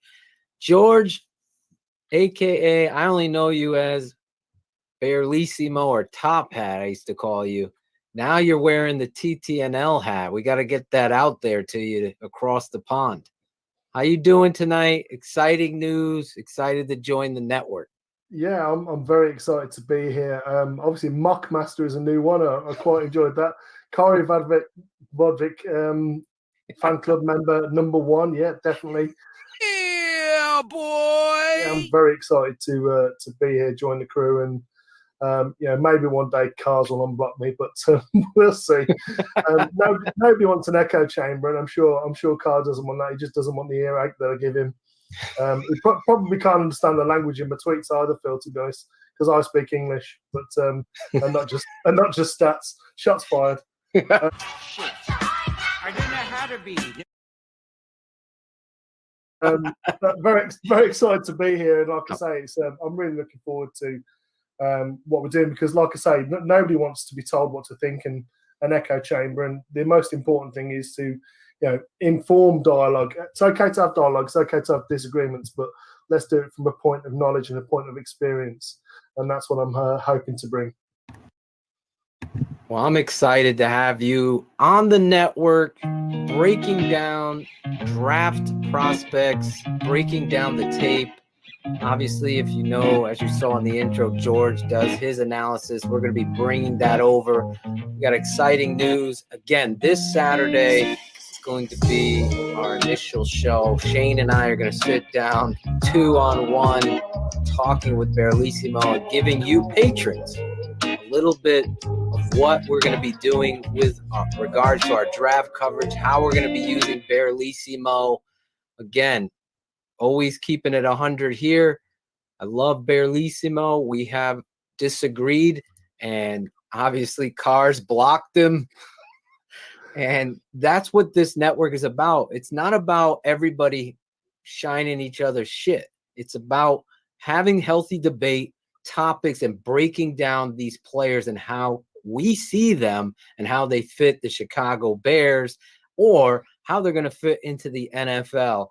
Again, the great thing about the draft, George, is that an Aaron Rodgers lands in Chicago, he could be a different player than he is. Absolutely. We got Nagy, the shoe salesman here. Me and George agree on a lot of things and in regards to football, the Bears, and the tape, and we are going to be attacking this. George has already started to produce and cut stuff and really help out X's with the O's. He's starting to do some stuff with me. So I'm grateful for that too. As you'll see this Saturday, my father, me, will be breaking down the guards with Steve Edwards, former Chicago Bear offensive guard himself. George has cut some tape for me. I'm going to be cutting a little bit of it too. And that's how this network works. We combine. So tonight, though, we wanted to surprise all of you fans and let you know we've added Bearlissimo to the draft coverage, as well as some other coverage stuff. He'll be coming on Keeping It 100 tonight, though. He had to put the boys to bed early, so this is being pre-taped. Well, this is not life-size cameras. The disparity and the difference between Phil and Mo is just camera trickery. So this isn't. When we're doing the side-by-side stuff, I just want to make sure that my head isn't the size of Phil's torso. So I want to make sure you all know that. Yes. Well, some will argue. Cars will be the first one to say, George, your head is bigger than. Hey, Carl, maybe we can get Carl's playing some left tackle because, you know, he might be able to block a bit better than the guy that's currently there. Well, George, patrons are going to be excited to hear that you're a part of this network. I know I am personally excited that you're here with us. You love music just like me. You love to break down the tape just like me. And you love the Chicago Bears just like me. So that's a perfect match. Again, Keeping It 100 is the theme. Some of you that don't like George, oh well, go find another troll to thing. You don't like the opens, they're too long. Well, we got a lot going on, and I'm excited because I like George and I love debate when it's healthy. You know, it's healthy. Nothing has to be personal, and that's why we wanted to bring George on. And George has already started. Tonight's guest is somebody that George actually reached out to. And I'm not even used to calling you George. It's like weird coming off my tongue. Bellissimo's fine. Bellissimo's fine. Bearlissimo is in the house. TTNL. You're going to see him all over the place now with us. I'm excited about it.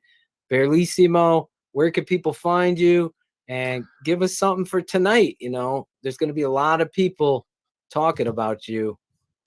So tonight's guest is Rischad Whitfield, and I'm pleased to say that I've interviewed him before, and the quality wasn't great that time. But what was great was the work that he did with David Montgomery last year and Roy Robertson Harris. Unfortunately, we didn't get to see the best of Roy Robertson Harris, although I'm sure when you watch X's with the O's and we start looking at other defensive linemen, you'll see he is a guy that we should definitely look at bringing back. And I can't help but connect the dots and think that some of that work is down to Rischad Whitfield, the footwork king. If you watch his videos on YouTube or if you go to his Instagram, you'll see the work that he does and the improvements he gets with people like Odell Beckham Jr., CD Lamb, guys that are coming into the draft this year, existing sort of pros.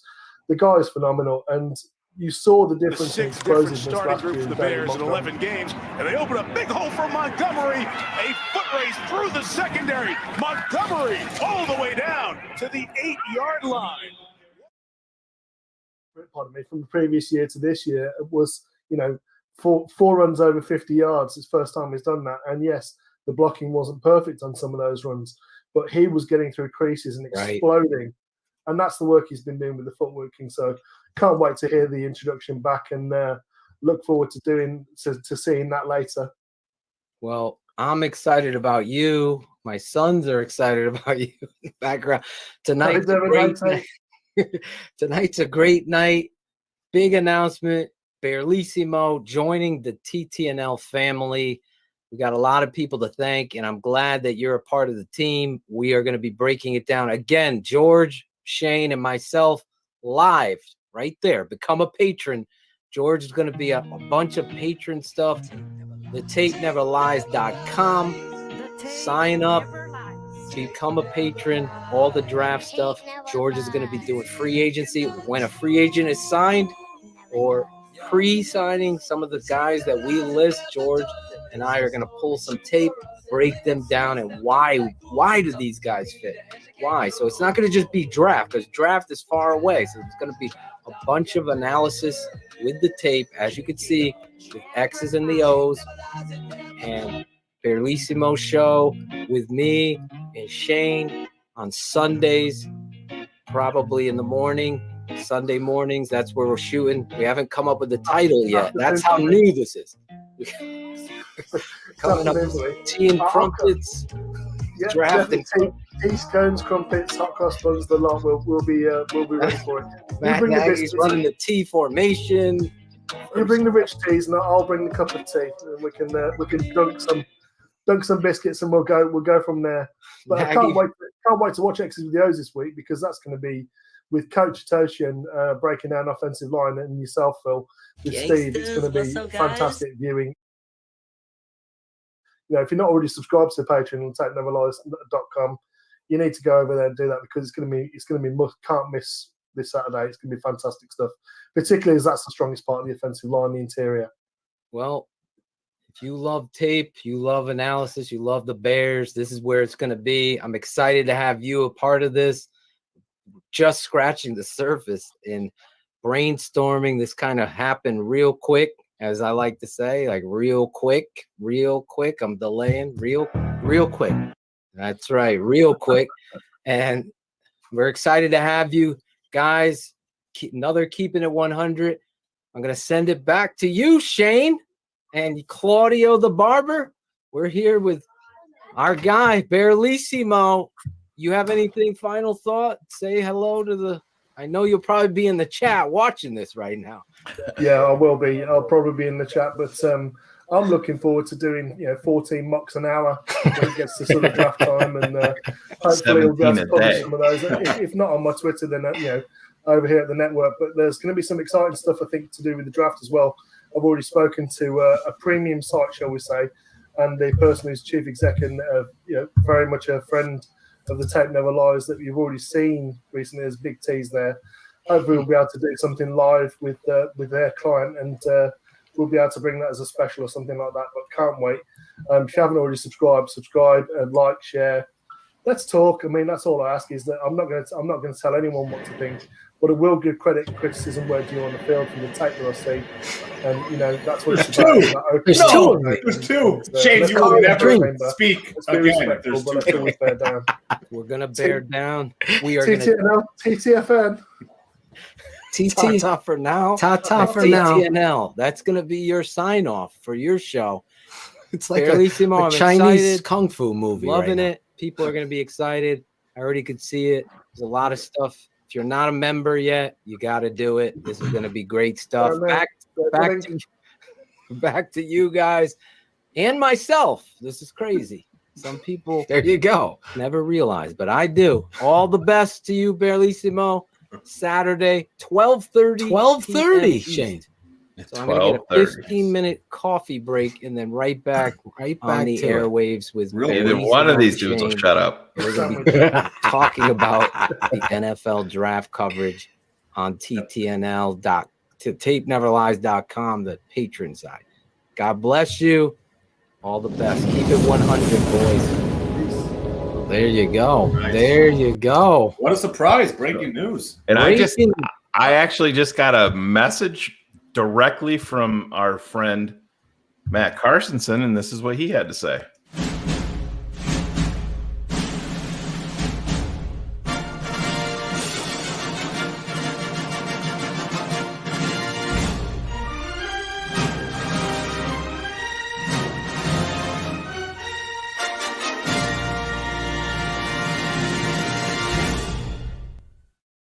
Wow, you got the full clip. Full clip. You gave him the whole thing. I'm excited.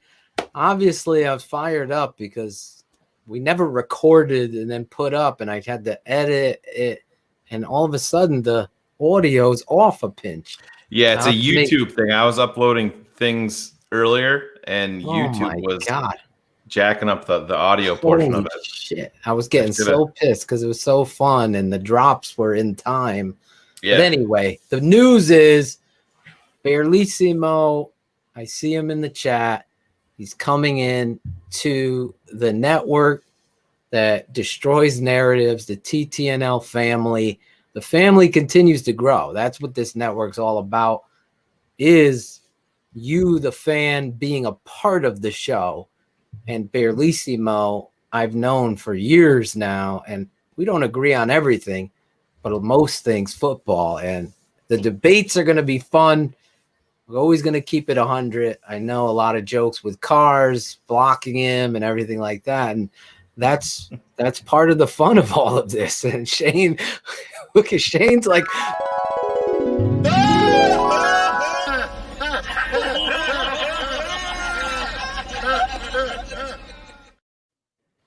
Yes, cars, bears. You missed it. You missed it. He's in the perfect pose right now. Is he? Yeah. We're bringing him in now. Is he in? I didn't even see. There he is. Hey guys. Boy, what's going on? Falling asleep. I heard the two of you saying goodbye for 15 minutes just now. Did I miss anything else? Big news. Barlissimo coming to the family, breaking down the draft with us. It's going to be fun. There's going to be a lot of collaboration. Oh, thank God. Hey, let's be honest. A little bit more collaboration in our lives. We turned this over to Cars, and we said, listen, you got to either pick George or Greg Braggs. And Cars is like, oh, fuck, it's George. 100%. We're not touching fucking Braggs. I don't think I can even make that decision right now. Like that is yeah, I can't like flip a coin and then shoot me, I think is really the way that we would make that decision. Oh, bring that fat ass over here. I want to get it in my mouth. I want to get it in my mouth. Oh, I want to suck on your fat ass. Oh, Mark Revellet, he is glorious. He is glorious. Oh my God! There you go.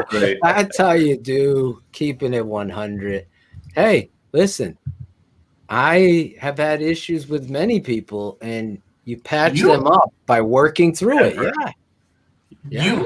On Twitter, I have a hard time believing it. No. I don't do Twitter anymore. Never have. Never. There you go. I've had problems my whole life with a lot of people, and you'd be surprised if you talk it out, Cars. Confront the truth where you get to. That's what makes this country so great, right, Claudio? Of course. And barely Is this some sort of intervention that I'm not aware of? Like you don't like listen. The British accent is just it makes them sound smarter, and like you have to listen to them. No, is that's just me or no, proper English? He's speaking proper English. He even said it. He put his fucking stake in the ground. Listen, the more views on players and topics and studying and everything. We keep it 100 here. Nobody gets their balls broken more. Could be worse, Cars. You see that? I was gonna put that up. No, that ain't never happening. That's like the horsemen of the apocalypse coming in right there. Barlissimo tonight brought on a great guest, Rischad Whitfield. Amazing stuff. If you hadn't seen that interview, you're going to want to go back, watch it. Exciting news, draft coverage, TTNL, free agency, everything. Barlissimo, George from England on the radio. We talked to him. Just be Barlissimo. I don't even know him as George, so we'll call him Barlissimo. He just adds flavor to what you guys already know. I see you guys in the chat. Very excited. I'm keeping it 100. I'm not blowing smoke.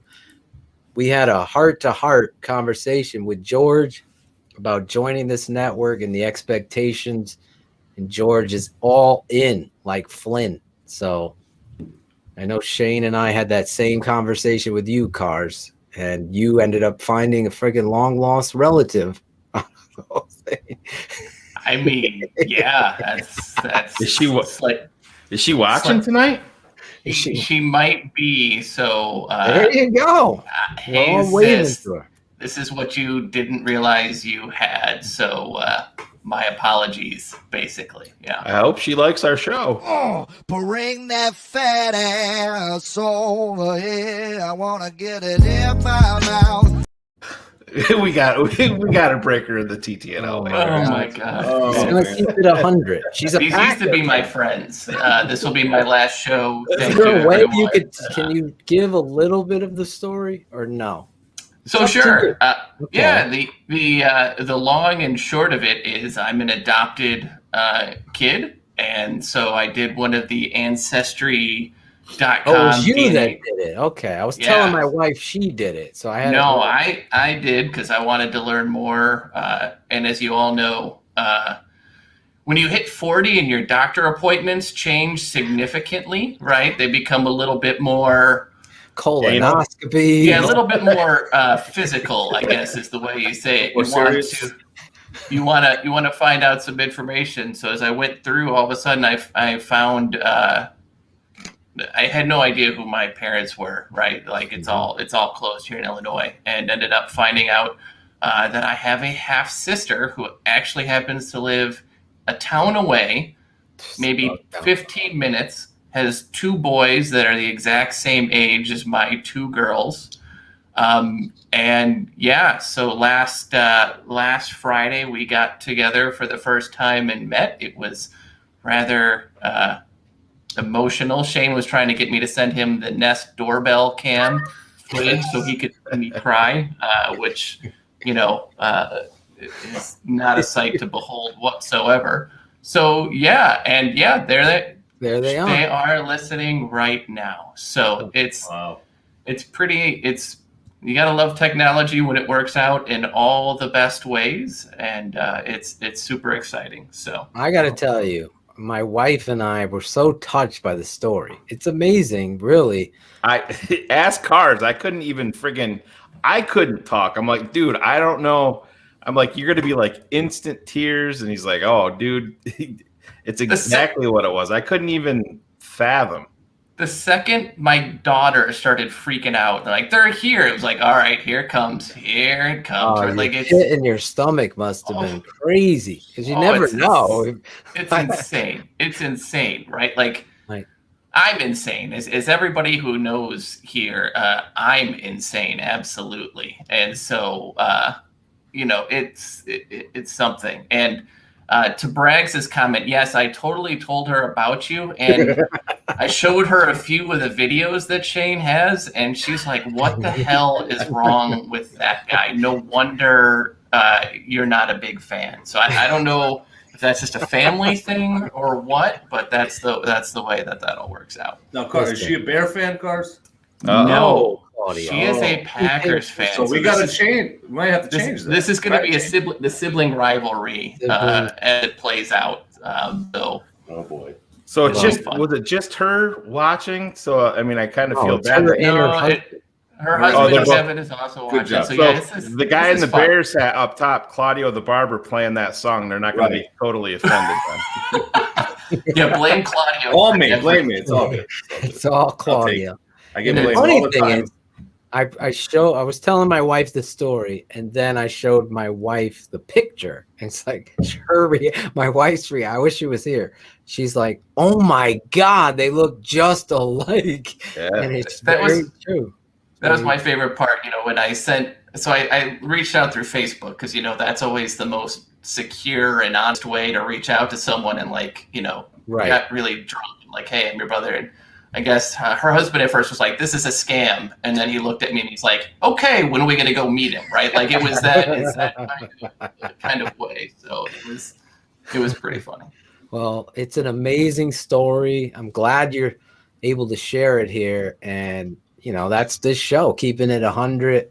You went from finding a new sister to having a new brother on the network in Barrelissimo. Maybe it's a big week for me. It's been a big week for you.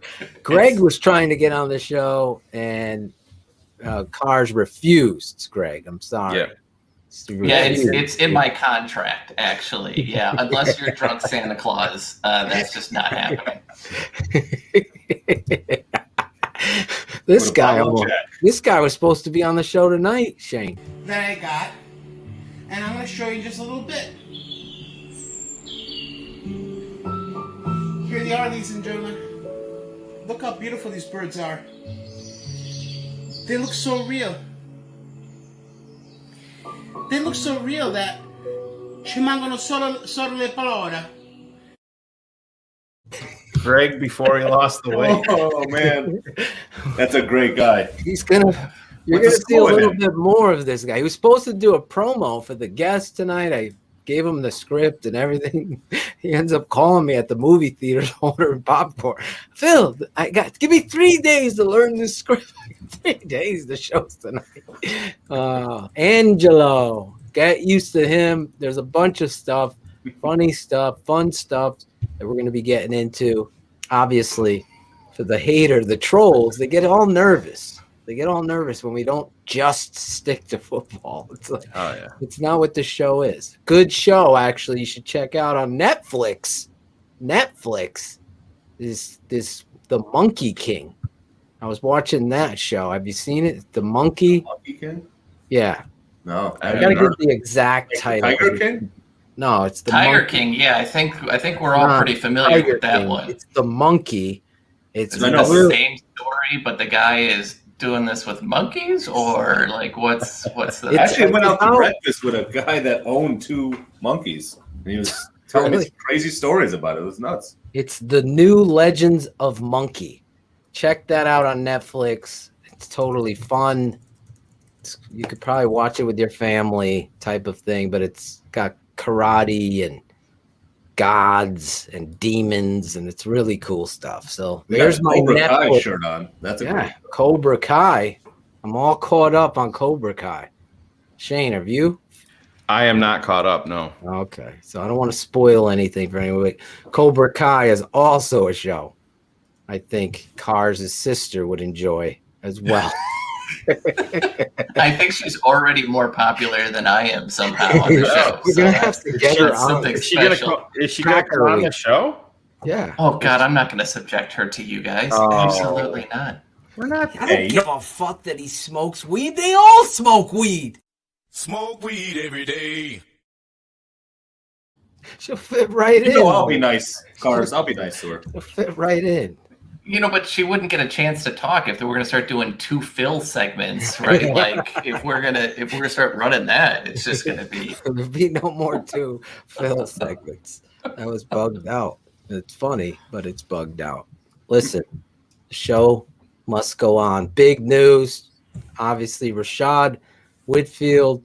He says he's gonna get David Montgomery on Keepin It 100. He needs to bring a little more energy next time, right? He's decided to go do about 20. 60 to go catch up with this right now. He has plenty of energy.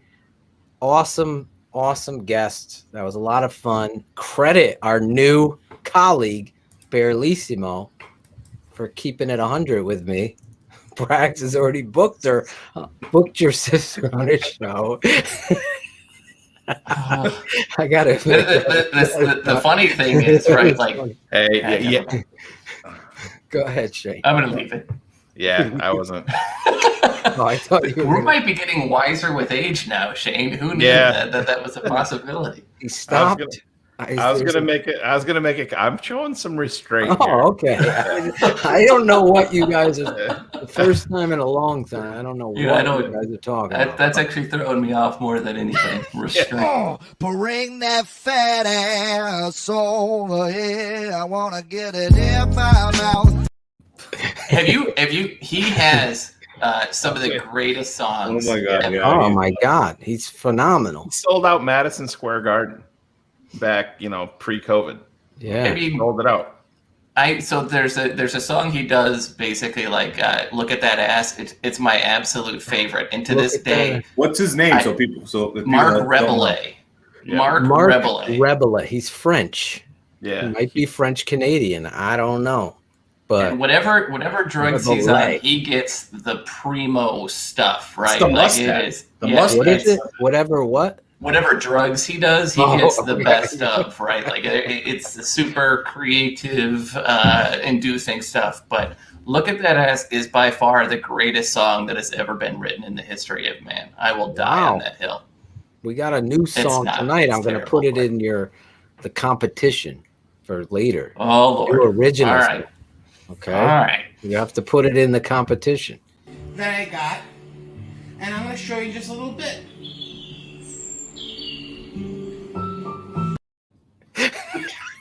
Chirpy little voices. Angelo, when you say. Watson was coming out of college. Dabo Swinney said, "This is the Michael Jordan of football." And if you're not an idiot, you take that seriously. And if you are an idiot, you may go to the pro day and not even have a chat with him.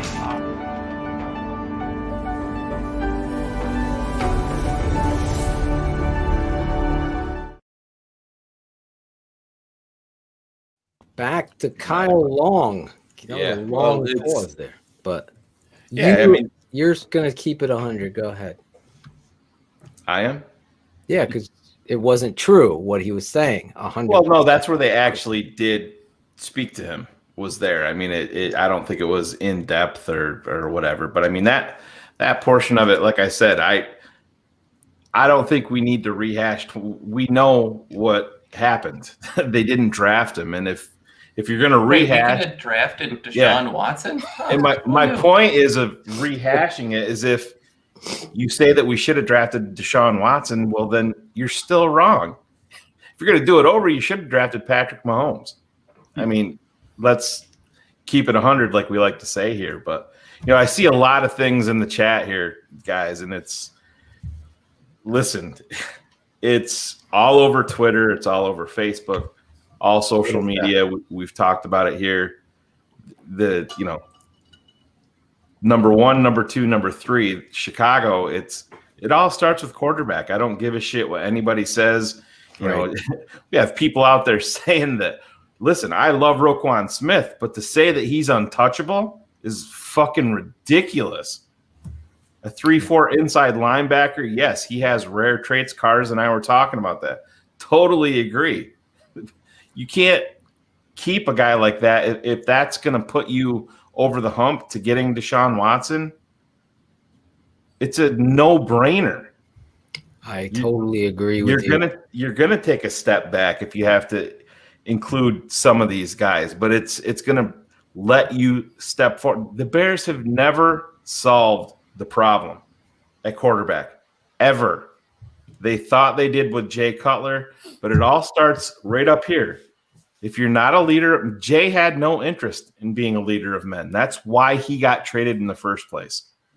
You have people out there like who Hub was trying to question Deshaun Watson's character. I mean, my goodness. Well, the part that kills me about that is Deshaun Watson talked to the team, right? They made him promises that he would be part of this process, that they would take his input. Yep. He's not ruffling feathers for any other reason. He's not mad that they hired Cesario, or I can't even remember the coach's name, which is how much of an impact he's going to have. It was that they promised him stuff and totally didn't do it. Right. He's been the good soldier. When they traded Hopkins for a rundown running back and couldn't keep him upright and everything, he has been a fantastic soldier the whole way. So this whole thing that he's got character concerns, I'm sorry, it's old white dude secretly, old white dude secretly racist, kind of shut your mouth boy and just play the game. Right. Exactly. Yeah, and I want to say this, Rischad said it there. I mean, he's worked with the kid. He's in Houston. He's not going back because of what you taught me. Empty promises in an organization where you're the face of the franchise is the biggest slap in the face. Then to go over it and add race stuff to it. I'm telling you right now, there's obviously so many things to talk about when it comes to Deshaun Watson. So there's nothing wrong with Deshaun Watson, the player, the character, yada, yada, yada. I'm telling you right now, Shayne, I'm with Shayne 100%.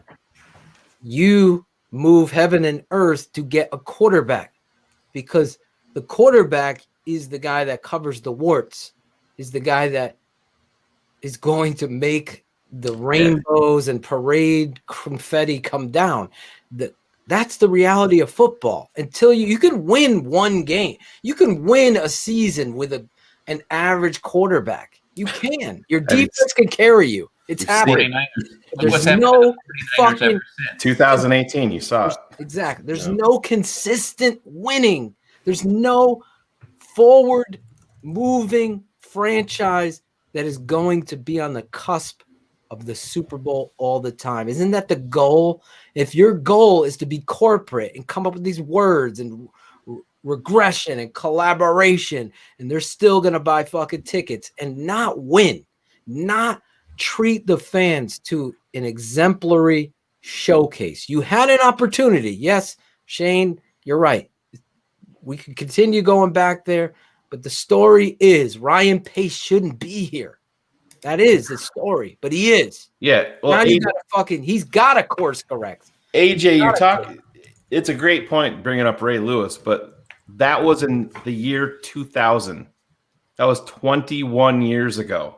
The NFL's not even remotely close to what it was 21 years ago. The rules have changed. Everything supports the offense. The defense is at a disadvantage. They're now doing things in 2021 or 20 that you couldn't even think of doing. There was no even philosophy. Well, an I formation was the staple in 2000. An I formation was man. I didn't come here to run the I. This guy didn't come here to run anything but fucking just pick a play. The reality is, totally agree with Shayne there. You could win. Well, how many Super Bowls did the Ravens win? One with that team? Yeah. And that was, you're talking about a historic defense. I mean, we saw it here in Chicago back in the 80s. That team had 85. The talent.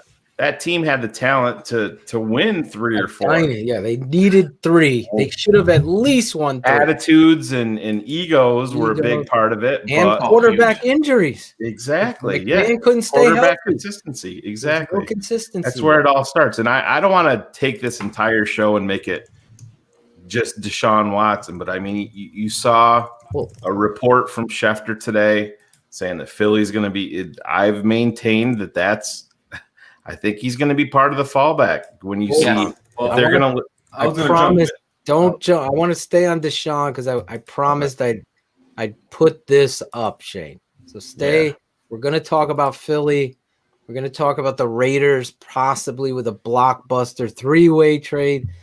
But let's look at this trade here. Deshaun Watson, J.J. Watt, Khalil Mack, Nick Foles, 2021 first-round pick, 2022 first-round pick, 2023 first-round pick. Are you willing to do that, Shayne and Cars? Claudio, you're a barber. I'm waiting. Yeah, it's okay. Don't worry about it. Last on you. I want to hear what these guys have to say.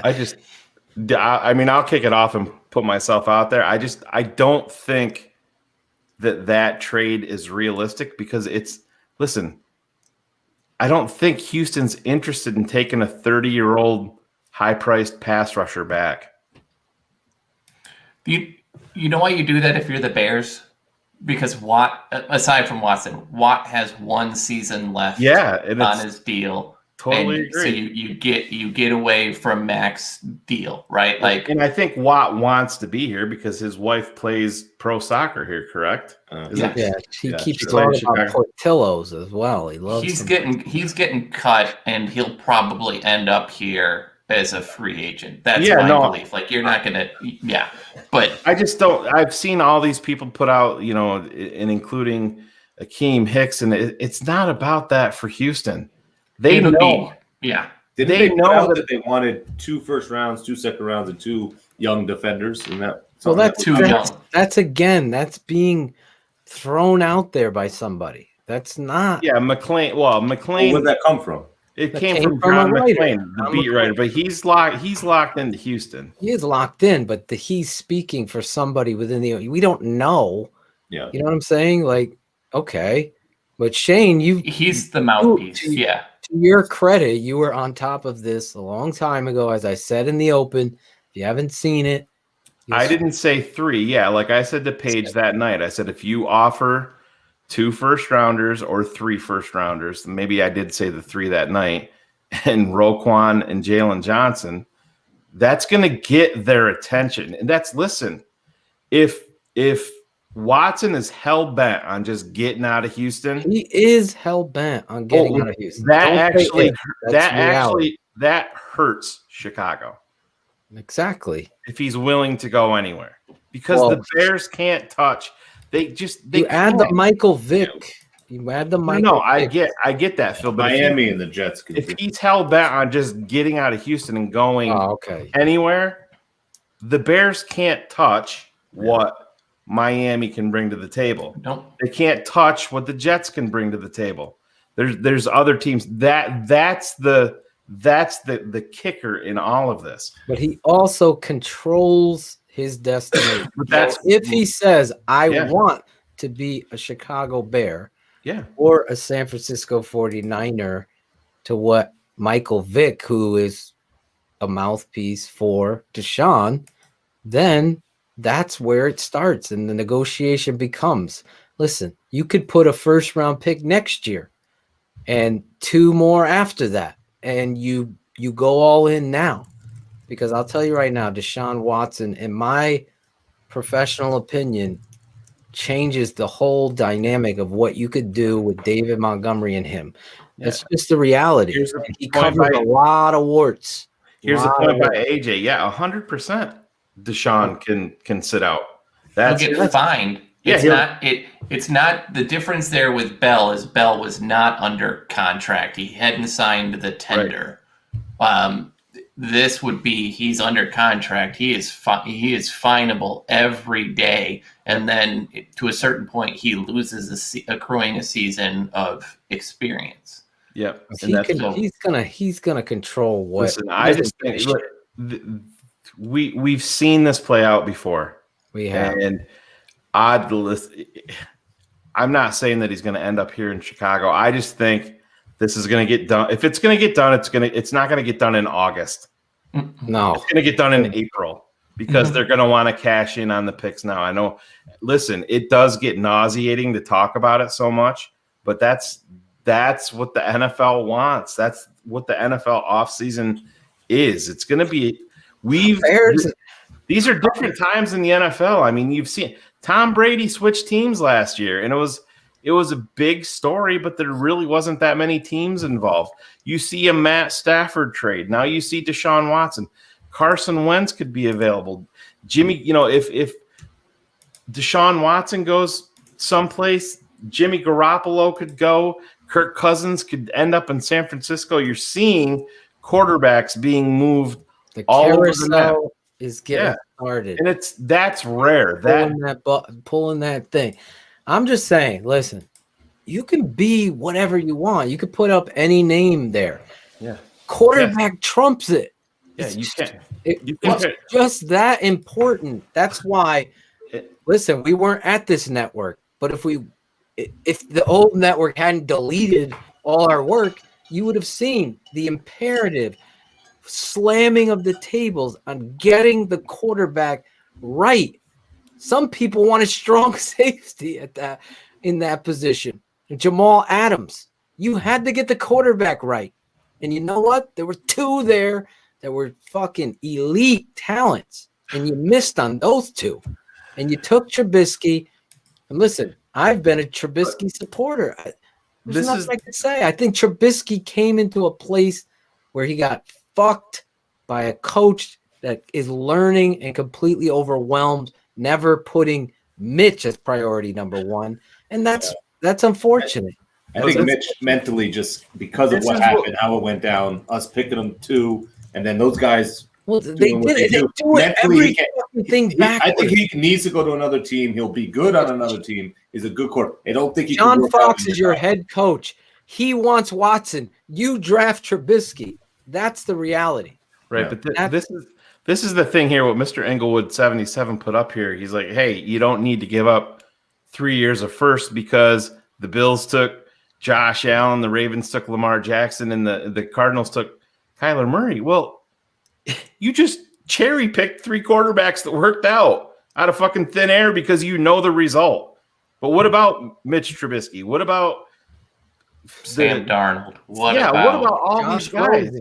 Rosen? You're getting a verified top 7 at worst quarterback. Someone put a list of all the top 10 quarterback busts. We could do that. No. Here's the thing. Your GM has to get it right. He didn't. Now he's got to make it right because no other fucking GM with 7 years. That was the greatest line of Chris Emma. He had 2 great points that I didn't know. The first one was the fucking warning that Siobhan Wims was given by the position coach, and he still went out there and did it, and he still stayed on the team. That, to me, is like the worst parent. That's that parent you see. Don't touch it, Johnny. Johnny fucking gives 2 fucks. He touches it, he steals it, he eats it. Listen, that parent, you're like, this parent has no control over this. Let's play a quick game. If we don't get Watson, right, he goes somewhere else. Out of all the other guys out there, Wentz and Matt Ryan, Carr, Garoppolo, pick one guy of those guys you guys want to see the Bears get. Out of Wentz, Garoppolo. Well, no, not just those. Any get your fucking list together. You're throwing like 700. Well, the main guys that are being talked about. The main guys are being talked about. Who's main? Okay, Carr, Derek Carr, Matt Ryan, and Matt Ryan. Out of those 3, you gave Carr, Wentz, and who? Carr, Wentz, and Matt Ryan. If it was me and I was going to roll the dice, as much as I hate to say it on those guys, Wentz. I'm rolling with Wentz all day long. Yeah. Because the upside, you've seen the upside on the field. And Carr is horrible in cold weather. Yeah. Horrible in cold weather. And you can't deny that. He's a different quarterback in cold weather. I mean, it's a proven fact. But listen, this is what I got to say. When people think that the Bears are just going to sit back and just make this a secondary market move in terms of quarterback, they offered more than a first-round pick for Matthew Stafford. Yeah. Okay? They're going big game fishing. They're getting a big name, whether or not they overpay. Whether or not they're going to overpay. They're going to. Yeah, I mean, they're getting someone, and they're going to. Winston's name is now appearing. No, I don't think he's leaving New Orleans. No, I don't think he is either. Because I don't want that dude. You talked about talk about him. He could be leaving New Orleans, is what I was told. So is that someone you want? I haven't addressed dumbass Swanky in months. Swanky, so why are we addressing? No, I'm just saying. He wants the attention. He wants the attention. It's not Swanky. I was right, dumbass. You were wrong. So go over to bar room and jerk those guys off, and we'll see you next week. Oh, Jesus. Listen, Swanky doesn't believe Matt Nagy had a hand in ruining Mitch. I mean, you don't know football if you think that. Matt Nagy, yes, Mitch has his warts, but you do what Mitch does well, and you overcome those warts. It's like you don't fucking put what's his name, Jackson from the Ravens in the run and shoot. Right. You know, you just don't do that. You look at their attributes. You understand what they do on the fucking football field. In the coach's room, I tell you right now, I fucking yoke one of my coaches up. You don't fucking cut off backside. You're done. Get him on the backside. Boot out of there.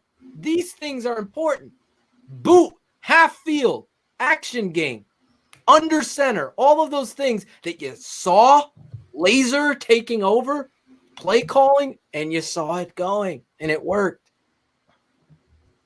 Sorry.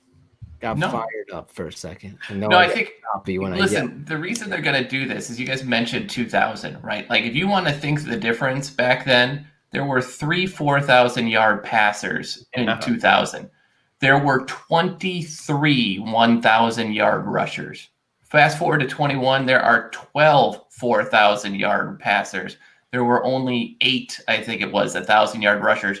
9, I think if it's Lamar Jackson is one of them, right? Like the league has flip-flopped. The Bears, I don't know what took them so long, because I think even when they drafted Mitch, they were thinking about some, different type of offense. They're taking a swing. Whoever they end up with, my ideal that their pecking order is probably something along the lines of Watson first, Wentz second, and I think Darnold is probably third because he can come in at a cheaper value than the other two. And he's not going to prevent them from making a move in the draft for a quarterback. I don't think Darnold would.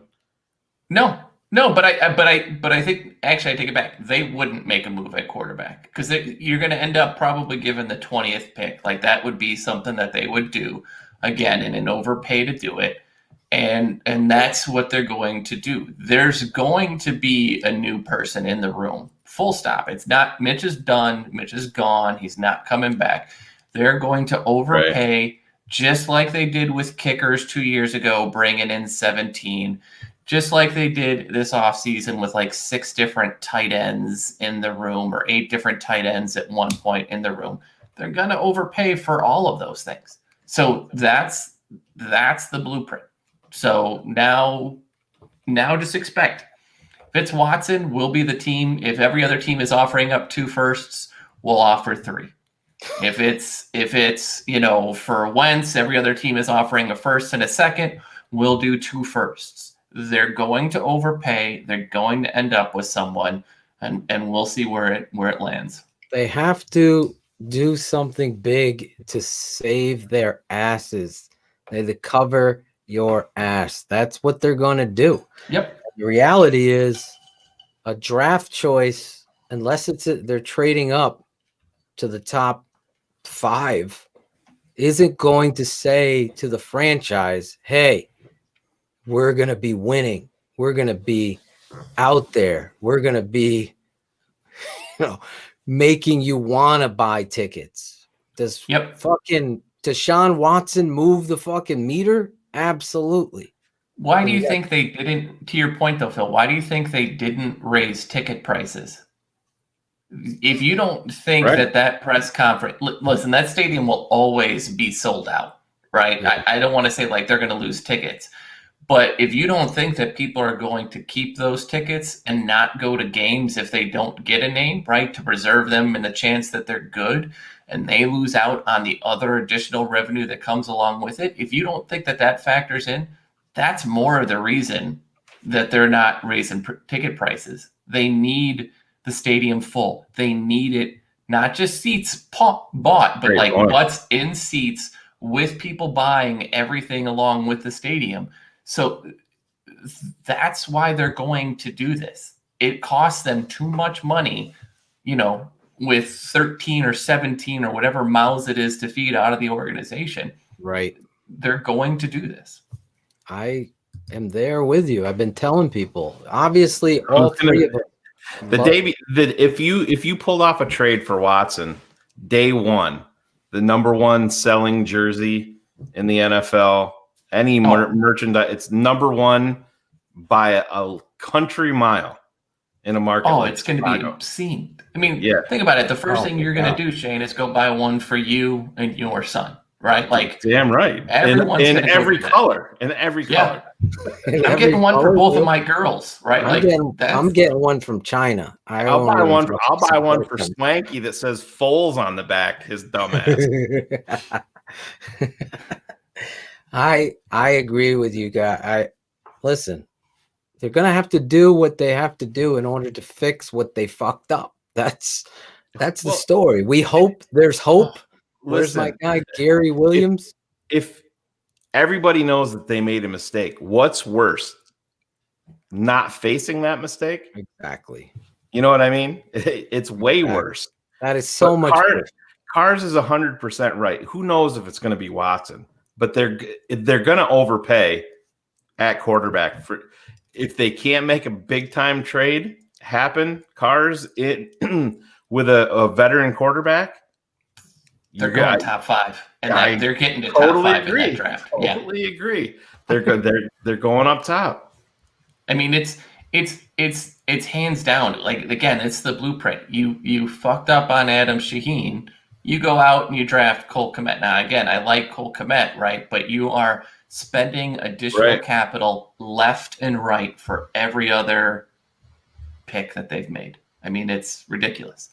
It's a mistake business.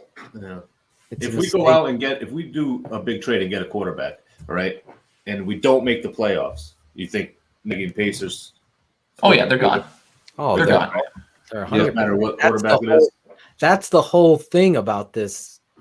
That fans really. I mean, I've been living this for fucking 40 years, or 45 years. Our grandfathers Excuse lived me. it. They were Bears fans. Yes.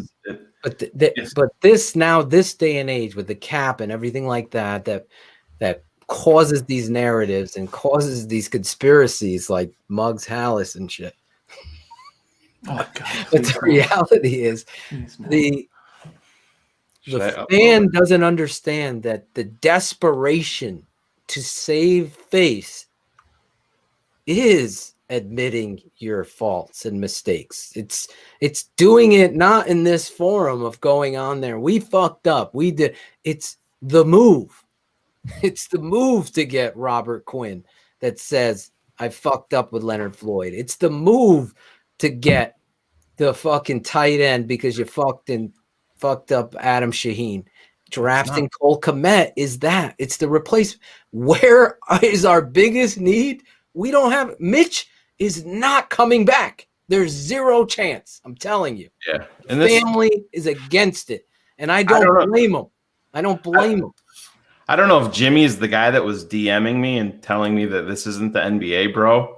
It might be because this is like the exact thing that he was saying, but he's got a fucking note. Nobody is saying that Deshaun Watson's going to say, I want to play in Chicago, and then Chicago's going to flip a fucking backup running back for him. That's not what, if he says that I want to play in Chicago, that's his right. He's got a no trade clause. He can say, I don't want to play for the Jets. I don't want to play there. He can say that. You got to understand how bad this is for the Texans. Yeah. They have alienated a very popular quarterback. In many ways, they've alienated the most popular franchise player in J.J. Watt. They have taken all of these steps. You have to remember, too, when they had Bill O'Brien, he fucked up so many deals, and they gave him more job security, right? They gave him the GM title. The guy... Organization worse than the Bears. I mean, they have a black eye among all black eyes, right? Like if you, again, that press conference with our owner was horrible. But if you think right now that our ownership isn't thought of in a better light than what's going on in Houston, a team that struggles right now to fill seats, a team that struggles to get fans because they are still in expansion in a little state of Texas that has, quote unquote, America's team in it, right? All of this matters. So they have to fix this. If they go an entire season with Watson on the roster, not playing as a giant FU to this franchise, that is the worst outcome for them. Yeah, because he might not play a snap. He could feel that strongly that he doesn't want to do that, and they get nothing. You have to get something. This isn't the complete NBA, right? Where it's what's his name from out of Houston telling people that they need to make this move, and when it doesn't work out, he's like, screw it, I can't win here. You got to trade me. But the NFL is a players' league because it's the player, Deshaun Watson, that fills the seats for Houston. Especially at that position. Yeah. Man. Oh, yeah. It's totally. Oh, yeah. Totally. Well, Phil, you asked the question. I don't think you answered it. What is your beyond Watson? If he stays in Houston or ends up in Miami or New York or San Francisco and not Chicago, who's your? Well, Claudio only gave me 3 options. Obviously, you can pick any. Whoever I'm trying to look. Who do you want to go with? Who do you want us to go with? I mean, I don't. When I hear what Shayne and Cars are saying on Wentz, it would be a discussion. I'm not a big. He doesn't play well in Cole. I like that kid, Carr. I would trust in that and my analysis of him. I think he can overcome that, but again, philosophically of what this guy's doing, it has to be a dynamic football player or somebody seasoned in the extent of understanding. And you saw the narrative with Foles. He knows my system and this, and he couldn't get it done. So it becomes such a difficult spot for me to look at. It's like Watson or bust. I don't believe in Jimmy Garoppolo at all. I wouldn't touch him with a 10-foot pole. Kirk Cousins, I would never touch. I did like Stafford. I felt like Matt Stafford could do something here. Well, I think that's something that you have to look at with Stafford because Philadelphia is such in financial crisis when it comes to the cap. Mm-hmm. Their move very well may end up be a similar move to what the Rams had to do. Yes. To get rid of Stafford. So if they were throwing first round picks at us to get off Goff's deal. Yeah, and I mean, think they're like 7. If the cap comes in at the 185 to 190 that they're expecting it, they're like 60 to 70 million above the cap as of right now. And that's before you do. And Wentz's number is like 53.4. Let me say this about Wentz, okay? He was my number one quarterback coming out of that draft. I had identified him, as Shayne could tell you, the year before. I thought he was coming out that year.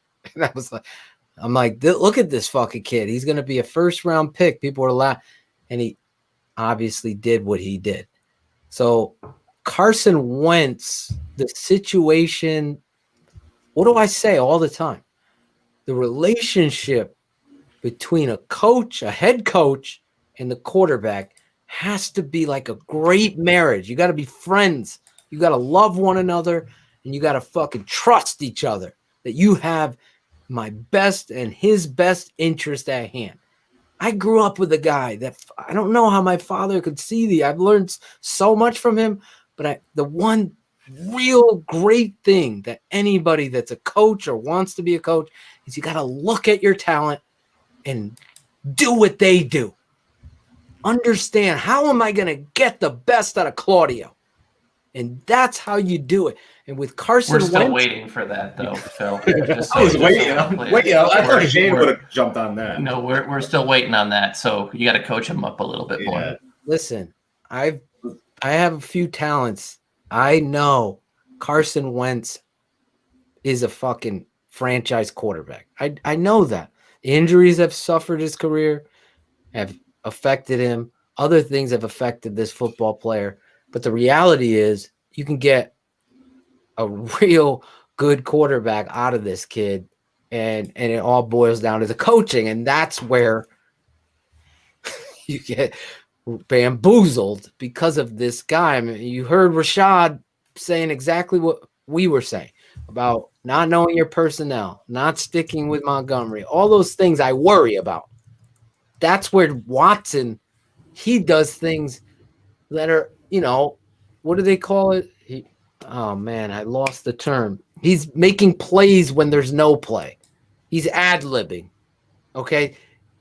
With Matt Nagy, you have to have someone that's able to ad-lib sometimes. And with Mitch thinking and processing and having to know what Matt wants him to do, and the receiver don't know what Matt wants them to do, then it becomes a whole clusterfuck. That's why I don't blame Mitch, Swanky, because I see the tape tells me that was ruined. He didn't do what my father said. What does Mitch do really well? That's what we're going to do. That's what a great head coach does. Wentz, hopefully they know, and that's what they do. I like Sam Darnold a lot. Yes. I really do. I really like Sam Darnold. Wentz has not been the same quarterback since that injury, though. He's not. There's something about playing in New York. Yeah, their entire team has Who does he have? The Bears, at least we know there's some weaponry there. Again, A-Rob and all of that stuff will be there. But Sam Darnold is somebody that I really loved coming out. Still only 24 years old, and I don't think you can undersell that. I mean, maybe it wouldn't work out, but you have to take that into consideration. I said he's younger than Joe Burrow. Sam Darnold is. Crazy. And you have Sam to look. Darnold, one of the greatest throws I've ever seen was against Penn State in the Rose Bowl. Sam Darnold fucking just naturally. That's the great thing about this. Yep. Naturally. Look at this guy. Speaking of this guy, let me do this. What's up? Lemuel Stinson. There he is. Look at There that. he is. Look at him right on cue. With the swag. Lemuel. He's wearing Look at him with the swag. Looking good. TTNL swag. Look at this. Lemuel Stinson. Again, one of my favorites ever. Under the radar kind of guy. Look at these guys. From the Netherlands. Keeping it 100.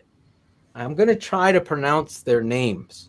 You got the undisputed one. Remember that? The number Oh, one. I'm going to get to that one. I'm just trying to mark. I got to. You need to do a Martin Patreon Van show. Embergen. Van You need to do a Embergen. Patreon show where Phil tries to pronounce Patreon's names. Yeah, that is the greatest idea. I got for a show I Lemuel will ever come up Stinson's with. name correctly. How about this guy? There he is. Look at undisputed Number 0-1 patron. Number one pay. He's calling you other patrons out. These guys are rocking the gear. I'm telling you. Back to this. We appreciate you guys supporting the swag stuff, the Tape Never Lies Network patron channel. We're at 604, and then the app gets crazy at the first. It's like Walmart at the first of the month. Have you ever been in there? It's like the Bears offensive line at Walmart and the first. Everybody's sneaking through, lines everywhere. You That can't was an find Harmony song. I never knew what that meant until I got older and understood. First of the month is when wake up, wake up, wake up. It's the first of the month. Listen, We're aging. There's going to be some people that have no idea what that song millennials. is. You look up Bone Thugs, the first of the month. Oh my God! Real quick, Crossroads. how about this? Super Bad. The Collaboration Studios presents Super Bad. There's Mitch. There's Teddy. There's the Camry. Look at Matt Nagy. Is the cop in the back. This is killing me how accurate it really is. Yeah. Except the part George that is Ted big Phillips loving. has probably never been with a woman, but other than that, that's pretty fairly accurate. Ted had a period stain on his leg one day. I swear. There's no doubt about that. That might have been going on during the press conference, which would have explained a whole lot. A little bit too much collaboration going on. There's a lot of collaborating going on. I know we got the tweets coming up, but yeah, it's so much fun. You guys, internationally, we don't give a fuck. That's right, Dub. About the narratives. We keep it 100 here. We got more. Look at this guy. My boy from Connecticut, the TTNL. We'll save the best for last. Look at this guy. Mike, I see him in the chat. I see Donnie Diz in the chat. Mike Iams taking time out, not posting on Facebook. The best for last. Look at her. Lady Bear rocking that swag. Lady Bear, I got a couple DMs about how beautiful you are. Oh, I sent them to her. Oh, you did? Oh, yeah. Wait. You might want to clear that up. You might want to sent clear her that up. the You DMs? forwarded those to Oh, I her, not that you No, sent I those. sent it. She's beautiful. I sent them myself. Oh, I'm owning it. All right, we'll see you on the forwarding couch other tonight, buddy. That'll Oh, go well for you. she's sleeping. I'm forwarding other people. Super bad. My boy, let me shout him out that did it. That's what I love. When I mention something, I'm like, can someone do this? And this dude stepped up into the Wait, is that Trubisky's Camry? Yeah. That's just Oh my God. Trubisky's Camry. That's You great. guys are the best. That is great. You got to make this like on the page. That's awesome. Where is he? Oh my God. I'm going to get to him in shout outs. Let's go. Super bad. Tremendous job there. That's one of our patrons, Shayne. Yeah. He's a patron. He's a loyal fan. Loves the network. If you're just tuning in, we've had a big announcement. Barlissimo is joining the network. Cars came on the show. Cars Broke is leaving the news. network. It's a weird day Broke for the news. sure. He's got a sister he never knew. That happened. Rischad Whitfield came on, doubled down on how bad of a play caller Matt Nagy is and how great an elite running back that David Montgomery is. You got to watch it. If you haven't watched it, it'll be up on the YouTube channel. Smoke weed every day. Smoke weed every day. There you go. We're going to talk a little bit about the Super Bowl after these tweets. We're going to keep it quick. Here we go, Shayne. Is Claudio, you ready? Got it. Turn it up a little bit. I can barely hear it. There we go. Oh, yeah. Oh, yeah. Phil's got them old man ears, yeah. Do I? He's the mailman. Rain, sleet, and snow. He's delivering and never delegating. Imagine a team of PFF nerds now. You could see them at Hallis Hall. They're all just collaborating. He's the smartest man. And this is his dumbest or best tweet of the week. I think he told me it was a good one. It's a good one this week. No, we're going with a good one. Oh, bring that fat ass over here. I want to get it in my mouth. I want to get it in my mouth. Turkey in My Dick is also a fantastic love song by him, right? I mean, he has done some just amazing numbers. So, yeah, this tweet, when I saw it break, made me so ridiculously happy. I mean, this is what Tweet of the Week is all about. And I'm going to pop it up here so everybody can see it. EA Sports College. For those who never stopped believing, hashtag EA Sports College Football. College football is coming back to next-gen systems, PS5 and Xbox. We've been waiting a long time. I still have my 2014 copy. It shit costs like $300 on eBay. That was the last time it was out. Yeah, 2014. I still have my copy of it. Riley and I still play it with updated rosters, but man, that's Phil. You and I were talking about it. I played Bill Walsh back in the day. I was Yeah. a killer at Bill Walsh College football, which then became NCAA. Yeah. Oh my God! Back in the day on Sega Genesis, playing with college buddies. I was at San Diego State running with Marshall Falk. Oh, I was Washington State with Drew Bledsoe. I was throwing fucking dimes down the field. Yeah. Beating everyone's ass with Bledsoe. Drew Bledsoe. Oh, I love the college game. I love the fight songs. I love it all. Bring that fat ass over. It's probably going to be. It sounds like it's not going to be coming out in 21. That it's going to be probably a 2022. Is there like a limit to the teams that are going to be there? I was reading something. They were saying that they've. Is Notre Dame going to not allow it? Or conspiracy? Who cares? Who cares about Notre Dame anyway? But no, I think they said, what was there, 100 teams or something like that? Yeah, they were going to really limit. I mean, it's a massive undertaking, so they'll start off with 100, and then they'll probably scale out from there. Yeah, and even if there's talk that it won't come through, maybe even with the college players' names on it, but you know how that goes. There's just roster edits out there that they'll match them up. I mean, there's even on, like I said, I still have NCAA 2014.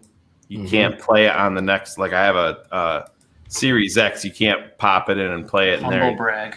Yeah, totally. Yeah, I'm gonna put that out there, man. I had to wait. Car's still waiting, but yeah, I still have my old 360, and Riley and I fire that up and play. It's still a great game.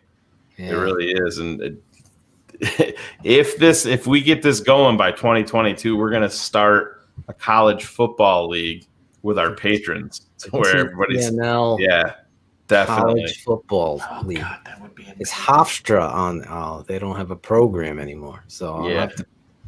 I used to roll with. I'll have to roll with Iowa. You'll have to find out wherever they have 5'4" wide receivers and roll out with those guys. Yeah. Hey, Nagy's throwing them all jump balls. Let's throw a jump ball in the corner. This guy said NFL blitz was better. No fucking way. No. I was always about realism. No, Yeah. I didn't like that. I don't know how you guys like. I cannot play like Madden. I cannot. I flat refuse to use another team. My whole life. Yeah. Lemuel Stinson. That's the story. I could never not play with the Bears. Claudio has been in on those all-nighters. I used to play with the Chargers, remember? I'd be like, how the fuck can you play with another team? I can't do it. Yeah. Never would. And now, as I get older, I can't even. I have to fucking go in, edit the roster. Oh yeah, we used to do all these taunting things to get Claudio. So I had to go home. My mom would be calling. They're 7 years older than me, so my mom would be calling up saying, "You gotta come home. You gotta go to sleep." I'd be like, "Oh, Claudio, you gotta go home. You have to go night, Claudio." Like, no, you get so pissed. You get so. Oh, that was great. Real quick, when I was at Hofstra, we used to have fucking huge Madden and college football, Bill Walsh tournaments, and I had these signs cards hidden in my dorm room as I'm playing people, and I would defensive pride motherfucker I would pull a string when I had an interception, and it would pop up, and I would talk so much shit on Madden. Then I have no struggles picturing this whatsoever. Yeah. Everything was about stay down, and they used to get so stay down. And I took it from this one kid from Texas because he had this accent. I just started saying it. Stay down. Don't bite the dick. Stay down. They would get so mad. Every turnover, I would always be defensive pride, motherfucker. And oh god, I lived for college football, and he went there and got it it. is. Oh yeah, he got it. 2014. Is that Denard Robinson on the front? Yeah. Yep, Denard. Kid was with the Jags. It was a lot of fun. That's like NFL 2K. For crazy money online. NFL 2K for the Gamecast. That game was so dope. And we could do a whole off-season show on that. The Madden franchise monopoly. It's like, but it is getting better. So it is getting better. Probably only 6 more years until it's decent again. Yeah. I wish they would just allow other software companies to compete. Remember Joe Montana football? Oh, yeah. That was like the first time you had the real-time play-by-play. NFL Game Day 95. It had like William Floyd on the cover. Oh yeah. And there was like a glitch, like you could dive with Ricky Waters, and he'd get up so fast from his dive, you still couldn't tackle him. So my brother-in-law used to use San Francisco, and he would dive all the way down the field with Ricky Waters. Oh my god, I wanted to murder him. I was so pissed. Has there ever been a bear on a Madden cover? No, there's not. I think so, right? Brian Urlacher was on an ESPN game. ESPN put out a football game, or maybe I don't think it was 2K, but Urlacher was on one.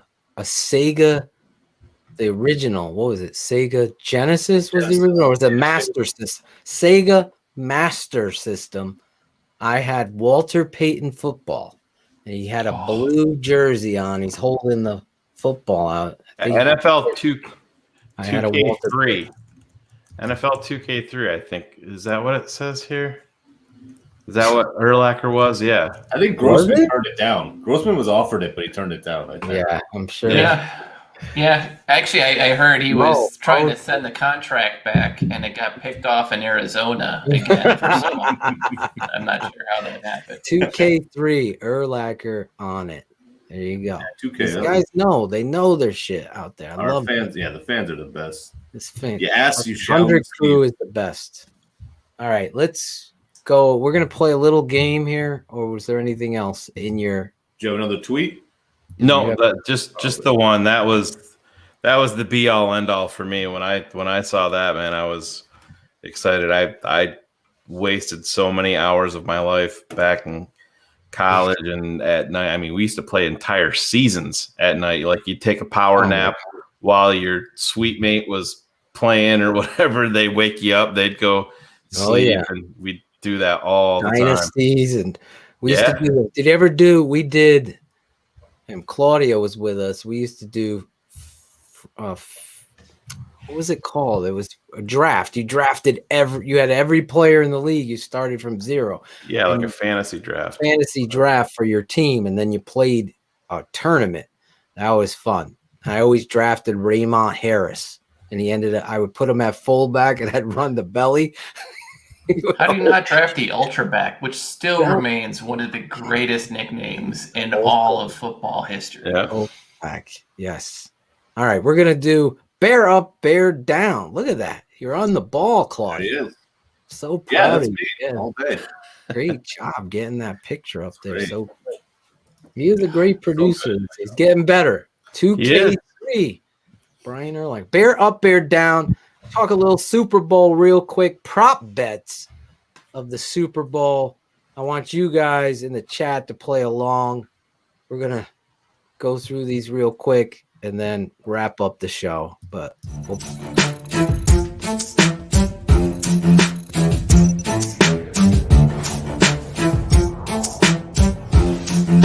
Philatogen, Shayne Marshall, the Tape Never Lies Network. A bear up, a bear down. It's Draft Dr. Phil and the smartest man around. A bear up, bear down. It's Draft Dr. Phil and the smartest man around. A bear up, a bear down. It's Draft Dr. Phil and the smartest man around. A bear up, a bear down. It's Draft Dr. Phil and the smartest man around. A bear up. This week.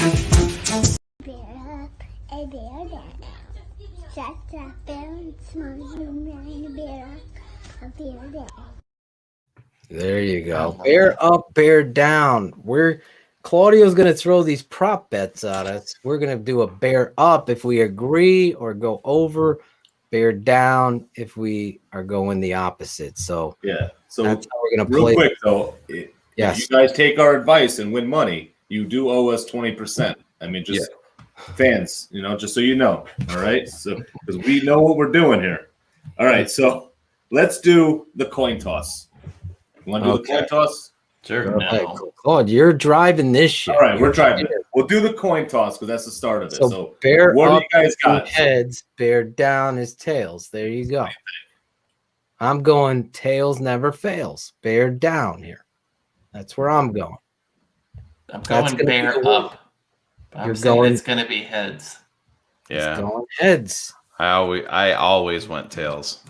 Always. Yeah. So 2 for tails. Heads all day. Claudio and Cars going heads. The two quiet guys. It's nice. You guys, where in the chat are you going heads or tails? Get involved. Beat heads. Logan Frost is going heads. I don't know. It's slow. It's slow. I think it's been tails the last 8 years. Holy shit. I lost last year. I know I lost last year. Claudio's going against the green. That was the last time the Rams had a first round pick. It's true. It's a true story. Heads. Well, here they come. Here they come. They're coming in hot. Tails, tails, tails, tails. Tails never fails. A lot of tails. Here's a heads. Koki.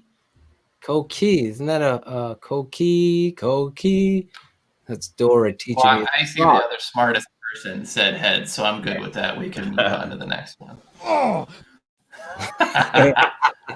Listen, you can show that all day. I'm not going to be offended. That is glorious. That's just great. That's just glorious. I need my boy Funk Jones to give me some of that funk like that. Where is it? Give it to him. Oh, bring that fat ass over here. I want to get it in my mouth. I want to get it in my mouth. We got to see that too when Harry Potter's really grown up. That's pretty shocking to me. He's really kind of flipped away from doing the magic thing to. That's Gardner Minshew. I think. All right, what do you got next, Claudia? All right. Prop bets.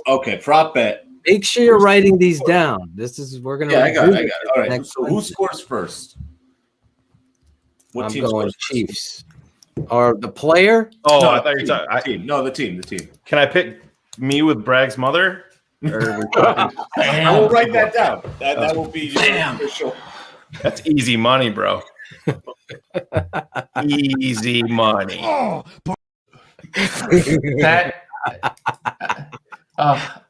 Big plays are nice. Oh my god. Big plays are nice. Oh, Gregory. Yes. I'm going Chiefs. Where are you going? Cars. Yeah, I'm going Chiefs too. I think that's I think it'll be though. I'm thinking it's probably. Are you thinking team or player? No, right now we're going team here. All right, Kansas City. Team that scored the first points. Kansas City. Chiefs. A lot of Chiefs. We got a Bucks. Hector. Field goal. It's calling a field goal. What did I just see? I don't know. What you saw. You saw Mark Rebele. Chiefs. Chiefs tight end sweep. Maybe so. That I got. Ladies and gentlemen. I can't wait till Angelo makes an appearance. Should we send him the link and see if he just signs on? Try it. We'll do it. Try Yeah, it? why not? It'd be epic. Let me see. When he comes on, we won't say, and I'll put him and Rebele on the screen together. Oh, Yes. Can't get enough of that. Let me see if I text him this. I won't give him any direction. What do you think, Shane? Who you got scoring first? Oh, Chiefs. I think Chiefs they're gonna also. go. I think they're gonna go big strike early. I think the Chiefs do. I don't think either of the Tampa safeties are playing. I think they're both out, and so that defense that was so good, I think, is going to get exposed a little bit. Well, there you go. What's your next prop bet? So we'll go. What player do you think scores first then? Oh, this is the fun one. This is the Not fun field goal. So first touchdown. First touchdown. So I said, hold on, Lemonhead. I'm going cheap because TTU, but watch Brady pull something out of his ass. There you go. Known to do that. He's the GOAT. So many talking about asses tonight. Oh, bring that fat ass over here. Does not get old. How are you not laughing at that, Carson? Never gets old. I torment my wife with his videos because I find it so hysterical. Like she'll be somewhere and I'll start playing the butthole thing and it's hysterical. Here he is. Hey, guys. Angelo. Oh. And I'm going to show you. Angelo on Angelo crime. There he is. What's up, Paisan? Not much, man. Angelo. So we have a guy on our show that put out this new song, and we've been rating it. We need your take on it. Can you hear me okay right now? We're gonna play it for you. Yes, sir, I can. Yeah. Is there quiet place? Is anybody? Are you in a quiet? Yeah, your mom's out there, right? No. Everybody's a quiet sleeping. All Yeah, right. let us know what you think of this song. I'm gonna play it for you right now. All right. Are you ready? Yeah. All right. Oh, bring that fat ass over here. I want to get it in my mouth. I want to get it in my mouth. Oh, I want to suck on your fat ass. Oh, gotta suck on that ass, baby. I gotta suck on that ass, yo. I'm talking, yo, I'm gonna spread the ass apart. hard, get my tongue in your ass. Eating on your ass, so yo, I'm eating on you, eating on you, eating on your ass. I'm eating on your motherfucking ass. I wanna see it, baby, give me your ass, yo, the whole ass. I'm gonna eat it with my tongue and mouth, yo, you gotta do it. Work that ass for daddy. Yeah, gotta work that ass for daddy.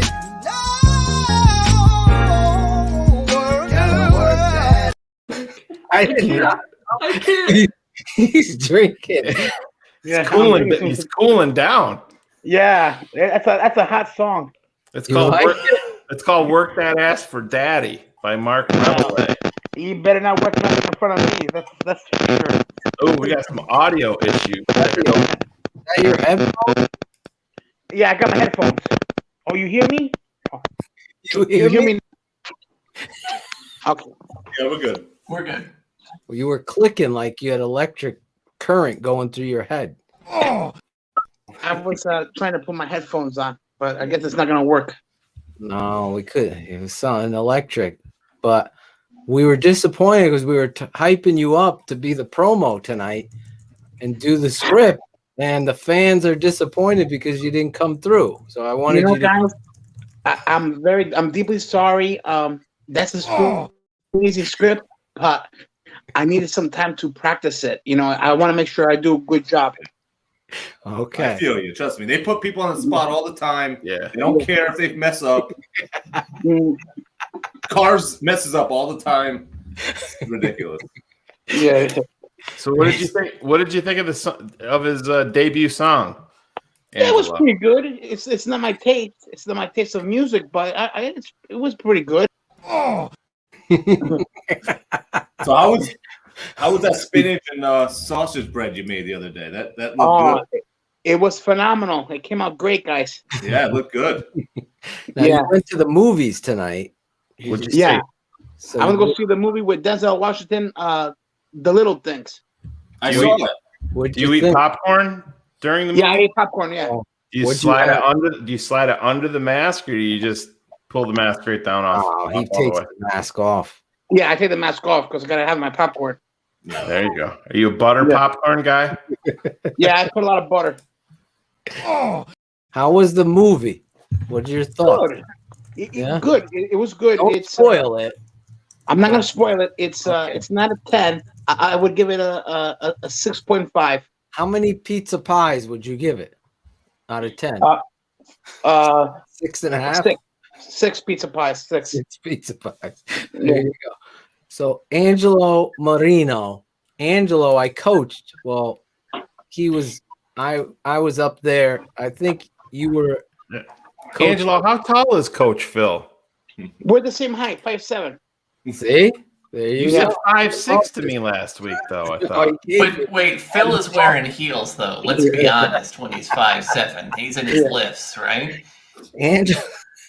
Angelo, straight off the boat from Italy, comes into the locker room. All I hear is somebody speaking Italian. I'm like, what the hell is going on? It's this little guy talking Italian. He doesn't know anything about football, but he wants to play. And then he got a crash course in football, and now he's becoming an internet sensation with your videos. So we've hired him on to be our promo guy. He's going to be introducing our guests. He's supposed to be like the Saturday Night Live. Yeah, I'm going to be your Guillermo for Jimmy Kimmel. I'll be your security guard guy. You're going to be our guy on the street. Mm-hmm. What do you do for a living, Angelo? I'm a security guard, and I also manage real estate property. The mall cop. Yeah. Nice. Tell him. I'm a mall cop. There. Bring that fat ass. I can't with the song. Please no more. I cannot do it anymore. I went too long on that. That was a long. I didn't realize it was a long clip like that. Angelo, you gonna watch the Super Bowl Sunday? Yes, I am. Yep, I'm going over my friend's house. His brother had his gallbladder taken out, and we're gonna spend some time with him. I had that done last Super Bowl. Oh, really? Not Super Bowl Sunday. I had to go to the emergency room and I had to get my gallbladder out. He got his gallbladder out. He got a other couple things out too. I heard before he got the surgery, but his wife won't tell you about that. Oh God! Let me tell you this, Where's this Angela, going you're right gonna now? play the game with us. It's bear up, bear down. We're predicting the Super Bowl. We've already got who's gonna score first. So we got prop bets, right? You heard of prop bets before, Angelo? Heads or tails? No. Okay. All right, you're gonna follow. Heads or tails is gonna be called. What do you think? Heads or tails? Heads. Okay. Okay. He went with cars and writing that down. Claudio. That I got, and I'm going to show you just a little bit. Here they are, ladies and gentlemen. Look how beautiful these birds are. They look so real. They look so real that ci mangono solo le parole. Oh. I know who that guy is. I love the music, Angelo. Yeah, I do pick good music for my videos. They have to go with the video, just like Adam Sandler does for his movies. I do the same way. Angelo, you got to bring the music and the passion for next week's show promo. We got Mark Schofield. Shayne and I are going to give you the script on Friday, which is this Friday. That's giving you how many days, Angelo? Friday, Saturday, Sunday, it's a lot. Monday, Tuesday, 6 days. I can do it. All right. So next week he's going to make his hype Guillermo. If you understand Jimmy Kimmel, he's going to look up. Tu madre is behind you. She my mom. She didn't hear the song, did she? No. She didn't hear the song. No. Did we play her the song? Bring that fat ass. Please don't.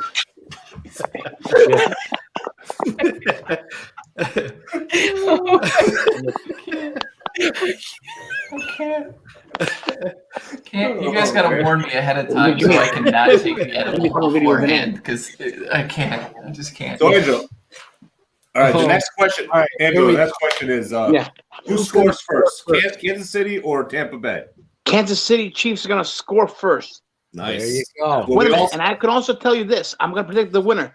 The winner is gonna be Brady because Brady is a phenomenal coach and he makes every team go to the Super Bowl. He's gonna win. Okay. All right. Jumping. It's not a bad. Yeah, it's not a bad pick. All right. So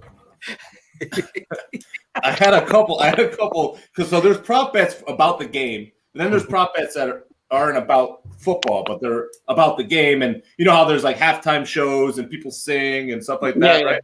Okay. So I guess Miley Cyrus is gonna sing. You know Miley Cyrus, right? There's a prop bet. Will Miley Cyrus's side boob be seen? That's a prop bet. Side boob? Yeah, that's a prop bet. I'm not making this up. It's the old Janet Jackson side boob. Yeah. What do you think? No, but I think maybe her camel toe will. Bring that fat ass over here.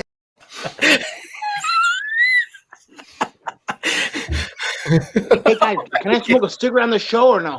Yes, you can. Oh yeah. Do you know Greg Braggs? No. Okay, you're gonna meet You're better him. off. It's okay. So no side boob, Shayne. Side boob for Miley. Oh, he's a smoker? Yeah, I'm a smoker. I gotta quit. Oh my What god. do you smoke? Guillermo. Marlboro Lights. Marlboro Lights. Nice. Smoke weed every day.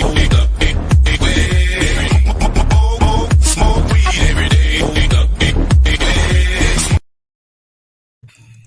See, I'm not the only smoker, right? Remember, Angela, was your mother watching from behind the? What are you on your phone or Behind the on a laptop? No, she just came to check around what was all the ruckus. Ah. Yeah. I'm gonna tell you this. I think Miley Cyrus is gonna be twerking. He's going in on twerking. Yeah. Yeah. Does he get an extra good at that. bonus, She's good at Claudio, for the camel toe? Okay. Does he get- No, camel Listen, toe. you get a free haircut from Claudio if we see Miley Cyrus camel toe. Got All it? right. All right. Okay. Right. And you get Free haircut. free Phil pizza. I'm gonna pay for it. How about Angelo, that? we have a request. We have a request. If Angelo Marino was playing in the Super Bowl this Sunday and you scored the game-winning touchdown, show us what your touchdown celebration would look like. Or maybe okay. I'm gonna try to show you the best as I could. Yep. One minute. Go ahead. I got football. I bought football. Guy, Nice. look at him. Step back so we can see you. I mean, he's fully ready for this. Yeah, there you go. So we can. He's fearless. He is fearless. If you know anything about this guy, he's gonna See, be I the got my hype. football right here. Yeah. Yes. Don't So wake I up. would do- Don't wipe out those antiques. Jesus. I'll do something like this. You can't Take the find football and then go like that and then go like this. Number one. number one. There you go. He's going That Number worked. one. All right. Simple Simple. but effective. Classic. Yes. It's classic. It's like the 70s It's like an rock. antique. It's Yeah, like the antique of end zone dances. Yeah. Yeah. there you go. It's Yeah. the antique of end zone. He's an antique collector. If you don't know, That I got, and I'm going to show you just a little bit. Here they are, ladies and gentlemen. Look how beautiful these birds are. Oh, parade. Angelo, we got that in common. I buy and sell antiques also. Oh, really? Real. Yeah. Good. so I dig- Where are you from, Claudio? I'm from Wallingford. I went to school. went at to Lyman school Hall. with you. You guys were I'm a couple years older, I think, than you. How old are you?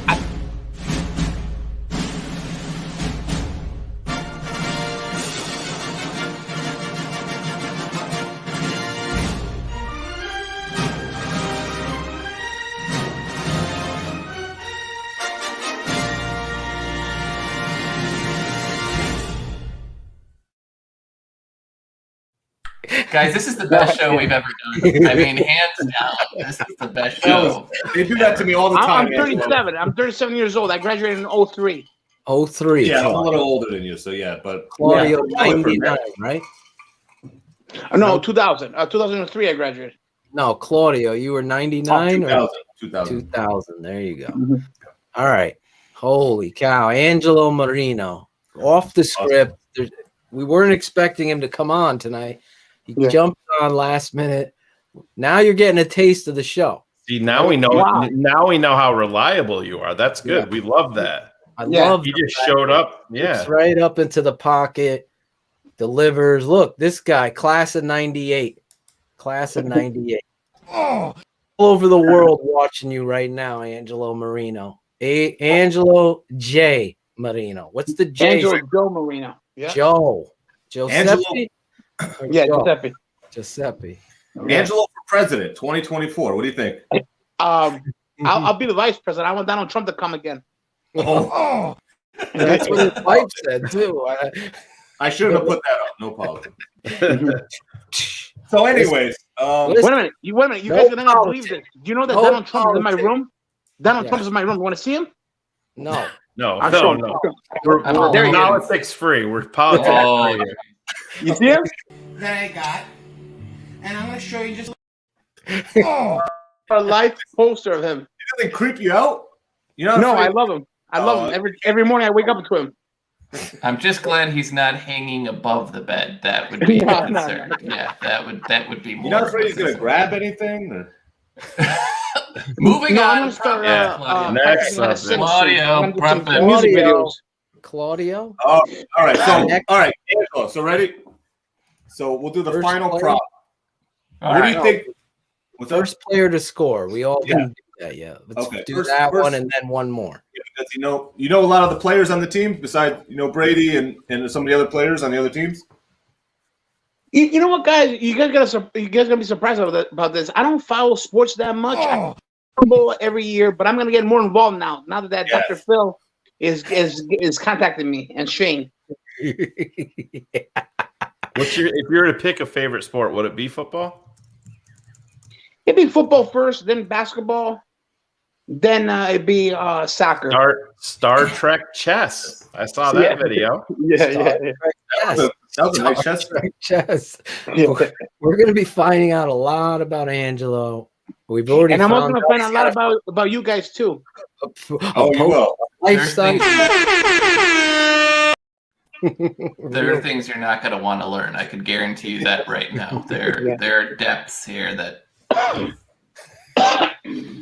Real quick. Real quick. Who do you think's going to score the first touchdown, Angelo? The Kansas City Chiefs are, because they got a better defense. Do you have one player that you could name from the Chiefs that you think? Maybe No, man, not off about my a head. number there. Number 10, maybe? Number 71. How about this, Angelo? Will it be a pass or a run? The touchdown. Will it be a It's run gonna or be- a pass? It's going to be a pass. Okay, so okay. All right. So probably Kelsey. He's a tight end. Mhm. Travis Kelsey, maybe. Go with number That's what I'm 84. going with. I'm going with Travis Kelsey. What, All right. what are you doing, Phil? I'm Who going you to go going with number 10, Tariq Hill is going to score the first touchdown for the Chiefs. For the Chiefs. Hey, guys, you guys want to guess what movie I'm watching? Jesus. Oh, bring that fat ass over here. I want to get it in my mouth. I want to get it in my mouth. Oh. Oh, my God. Guess what movie I'm watching? What I'm are you watching Last Action Hero with Arnold Schwarzenegger. Remember that movie? That was a great movie. Yeah. Classic. Remember it. Yeah, see Anthony Quinn? Yeah. There you go. Oh boy. Classic Nice. moments with Yeah. Angelo. Angelo Mhm. Joseph Marino, mall security guard. Yeah. Also, real estate Management. manager. Yeah. Trump supporter. Yeah. Former 2003 graduate. Did you go to college? Yes, I went to Southern Connecticut for 2 years, and then I Nice. transferred. Then I transferred to Gateway Community College. There Nice. you But I Nice. never. I'd go. I'm close. I'm close to my associate. I might go back and finish it because I want to make a life accomplishment. You know. Good for you. Yeah. That's great. Yeah. Sure. My daughter goes to Southern right now, actually. There Oh, you really? go. Southern Good. Owls. Shane, who do you got scoring the first touchdown or point? Could be a you mean kicker. Team or No, touchdown players. player? Yeah. So it's got to be Chiefs because you said Chiefs, right? Yeah. Yeah. I think it's going to be Hardman. That's who I was going to say. Hardman. Mecole Hardman. Yeah. Rashad was Mecole talking about. Hardman. Two guys. You're both going there. Claudio, the last prop bet. What did you have? Well, another funny one. If you want to do another little funny one, I guess. Sure. Which? And these are real. I'm not making these up. I got them off of some betting website. Which coach will show his nostrils first? So meaning bring down Andy the mask. Show Andy the Reid. nostrils. Yeah. Andy Reid. Yeah. Full stop. Yeah. I'm going with Cars. Andy Reid. He's going to be Andy having a Reid. cheeseburger on the sideline at some point, and we're going to see that happening. Well, now, let's try to guess the color of the Gatorade. Hey, that was one of them. There you That's right. go. What do you think? I What think if- the Buccaneers, when they win, it's going to be orange. Orange. Yeah. Kid. Aren't you glad you didn't? Oh, anyway. Which coach, Angelo? The Buccaneers coach, Bruce Arians, or the Chiefs coach? The Chiefs coach, because they're going to be losing. So he's going to take off that mask. Yeah. Shane? Color of Gatorade? Nope. First, coach nostrils, then color of Gatorade. Oh, it's going to be Reed. Going Reed, Claudio, Reed. Yeah, Reed, and I'll go blue. I'm gonna blue Gatorade myself. I'm going that nice, what is it? Cancun ocean blue. That turquoise blue. I'm so proud we have shades of blue now that we are going through. Like, you're wrong now if it's a navy blue. If it's a Concord Right, I'll ocean stay with blue, though, you're blue. fine. Yeah. Troll nerd getting upset. Then our last prop bet. We got to do another one. Hold on. We got one more. Shane, you didn't pick your car's color. I'm going to say, yeah, it's going to be like the orange. It's going to be orange. Orange. Yeah. Orange with Angelo, the cigarette smoker. He's on number 2 now. 2. Cars. What color are you? Red. Red. Zach Sullivan says Arian's lime green. Arctic Rush Gatorade. Oh, good. Arctic Rush. I don't know. All right. What is Cerulean cars? Put that cookie down. It's somebody in the Mandalorian, I think. Angelo Marino. What about Angelo? When you see me say that, that's who I'm talking about. What about Put that cookie down. Shayne knows how to make Angelo laugh. Claudio, last prop bet. Then we're moving on to our final. All right. You want a good one? You want a football one or a not a football one? What do you want? Surprise us, Football. Do your job. All right. So we'll go with the good old over under. How about that? The over under. So how many points total will both teams score? Okay. So Angelo, what do you think? Over under 56.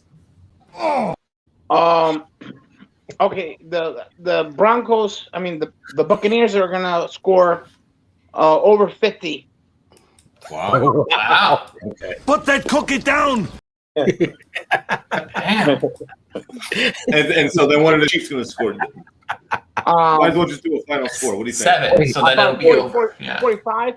So you're going with the over. Okay, So what's the under, Claudia? Where's the line? 56. Over under is 56. Yeah. I'm going over. Shayne, over under. What was the number again? 56. It might have changed, but I don't know. That's what I saw that one time. I'll go over. You're going over too? Yeah. It's going to be a lot of Absolutely. scoring. You're going it's over, gonna- Card? Yeah, it's gonna be over 60 for me. Logan so yeah. Frost is over. I'll have to go with AJ I'm going to be the lone wolf. We got to get the wolf mask. And Claudio I'm going under. Cherie is over. Anyone else? Throw your props. Throw your bets in. Somebody might get a prize. You never know. That's what this network's about. Under. See, I like the Actor 1 is with you, Claude. Yeah. Actor 1. Where's Jackal? Surprised he's not throwing down. He said the edibles have kicked in, and so he's in a weird place right now. So I feel you, brother. Though, don't worry. Monica, antifreeze green. Remember that. Antifreeze green. All right, our last segment. Those were the prop bets. Well, let's just pick everybody who's going to win. Let's go around real quick. Obviously, it's the big game, most popular game in maybe the world when it comes to football. Angelo, who do you already said you got the Tampa Bay Bucks. Yep. Oh, Tommy Brady. The team, well, they have a good offense and they got a good quarterback. That means a lot. But I don't know how they're going to do with defense. The Chiefs have a better defense, I think. Oh, yeah? Yeah. Yeah. So you're going with the Tampa Bay Bucks to win on Yeah. the back of Tom Brady to go. And Claudio, Brady's not going to retire yet. He's going to keep on playing. He should. He's been He's tremendous. amazing. 43. He's 43 amazing. years old. He's still going. Oh, Maron, Angelo. Can you give me a oh, Maron? Oh, Maron. There you go. Claudio, who do you got winning? I'm Bucks going with the Chiefs. I mean, I think it'll be a good game. It'll be close, but I know. I just think the Chiefs are too explosive all the time. Tampa Bay's they've had a few losses and got beat pretty bad by a couple teams. So I think they get some pressure on Brady. I think Chiefs can pull it out. So I'll say 31-24. 31-24. He's giving scores too. Look at you. Shayne, who do you got? Bucks? Chiefs. No, I'm Going with going Chiefs. I just think they're too explosive. You can't make mistakes against them. I mean, they're going to make you pay. I think they're just overall way too explosive. I mean, Mahomes, you can't get any better than that dude. It's just he's locked in, man. It's so much firepower. I mean, I think Brady will show that obviously he belongs. I think it'll be pretty good, but I just think that Kansas City's gonna be too much. And I'll say for a score, and I said what, over 54 was the thing? Yeah, 56. 56. 56 is the over under. Yeah. So I'll say Kansas City 35, Tampa 23. You're close to Cherie. 34-24 Chiefs.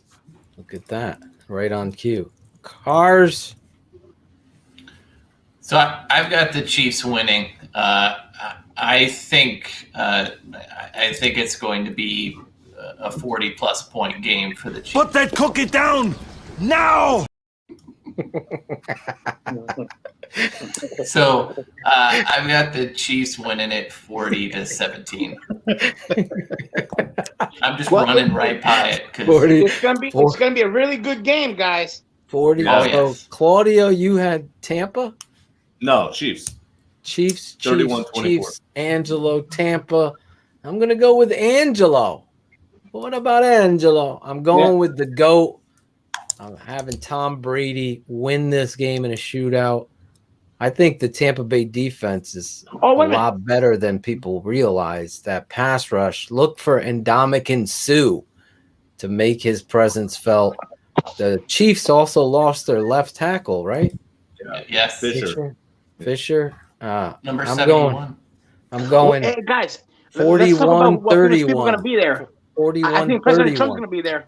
41-31 Tampa Bay Bucks. Me and Zach Sullivan are together. 41-31 Tampa Bay Bucks. Coach Dre, I don't know who you're picking. 42-37 Bucks or Chiefs. Hector's picking the Bucks. 31-24. Kevin is picking the Chiefs 31-23 for those of you listening on the pod. Alex Acevedo 34 Bucks, 27 Chiefs. Yes, the Tampa D. There you go. Prop bets. Will Trump show up? Someone wants to know, Angelo. You say he's going to be there. Yes, because he's already in Florida. He's already at Mar-a-Lago. He's going to be there. I'm going to be there. House. No. But they're playing in Florida, right? The Super Bowl is going to be in Florida, Tampa, in Tampa, Florida. And he'll be there. Trump will be there, and maybe Will Smith will be there, and Sylvester Stallone. Stallone too? Yeah, they're in Florida. How about the Weeknd's doing the halftime show? You like The Weeknd, the singer? Yeah. Oh, I love that dude. Yeah, he's great. He's talented. Real quick. Real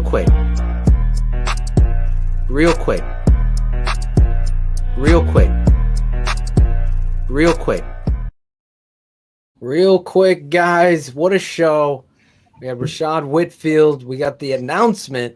Barrelissimo joining the show. The draft, breaking news. And we have our new hype man, Angelo Marino. He's got a life-size statue of Donald Trump in his house. It's amazing. He's right there, this guys. Week, as we move into Spencer Strong. Spencer Strong, our guy, Ryan Cox, his son, if you don't know the story, had brain tumor that was cancerous. And every week we've promoted hashtag Spencer Strong for him and his family. And in the TTNL way, we have created our own song. I also am going to announce Cool Kennedy Productions, a part of the network. Me and him teamed up. Here's the debut, Angelo. The debut. You can grade this song of our new shout out segment. This will be the song that sets the stage. And I want to shout out Ryan Cox and his family.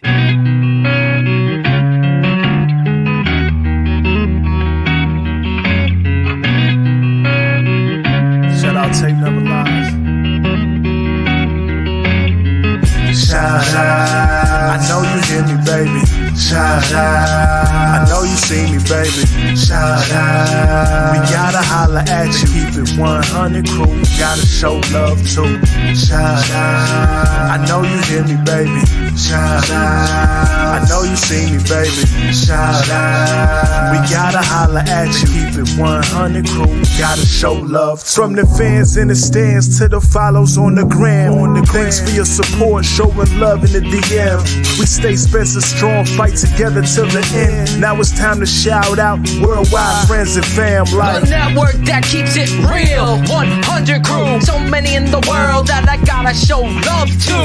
For some this part, signal show is at its end. But for me it's so important to thank the charter members and the fans. Built the network, speak the truth through the tape. Never run around the truth, no narratives we create. Set them straight, no bubble screen on 4th and 8. Claudio Shayne getting nervous cause keeping them up too late. That's it, no more to say they get the shot of vital. But hurry up cause the postman's getting homicidal. Shout out, I know you hear me, baby.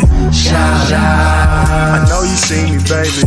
Shout out, we gotta holla at you. Keep it 100 crew, gotta show love too. Shout out, I know you hear me, baby. Shout out, I know you see me, baby. Shout out, we gotta holla at you. Keep it 100 crew, gotta show love too. The network that keeps it real, sense is strong.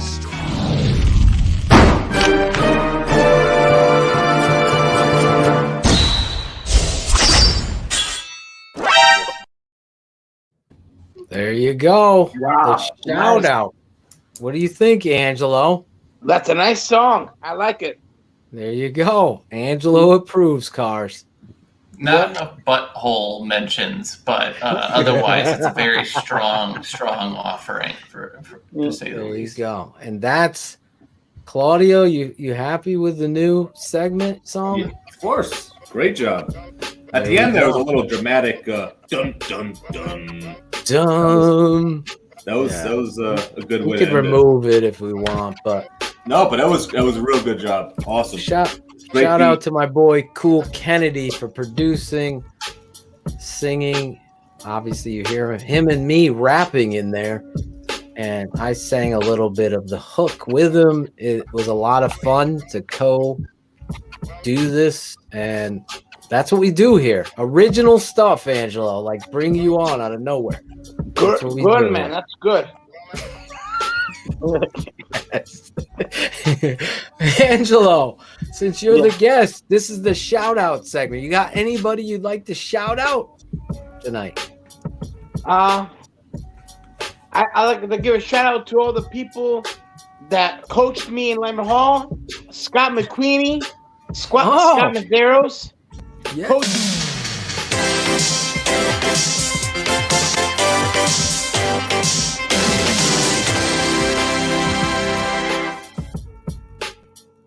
That was what the hell?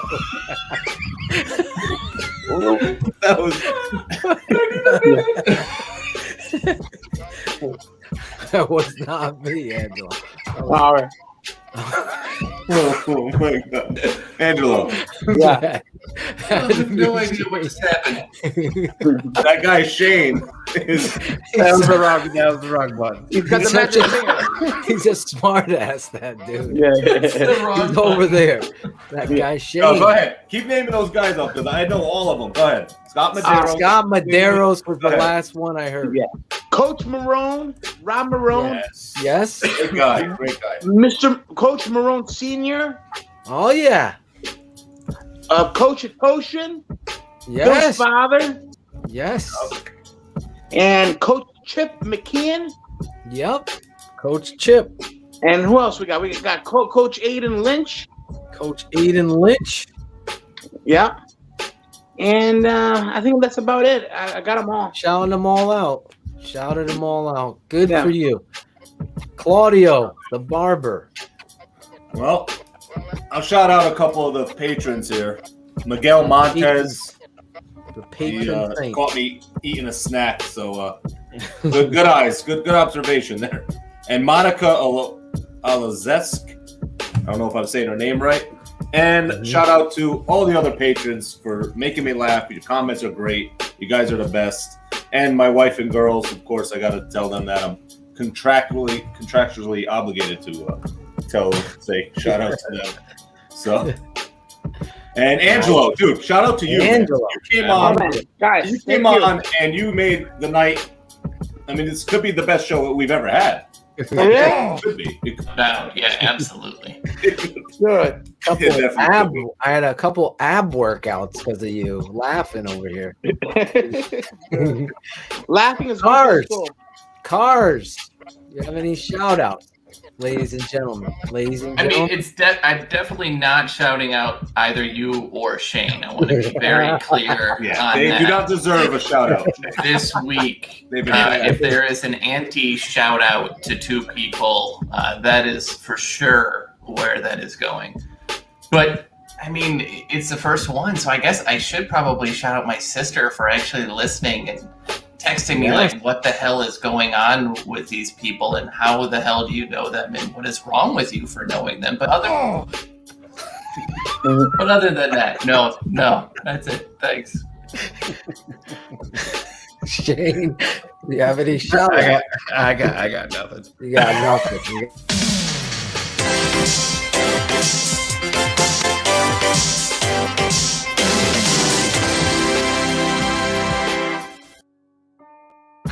Where the fuck?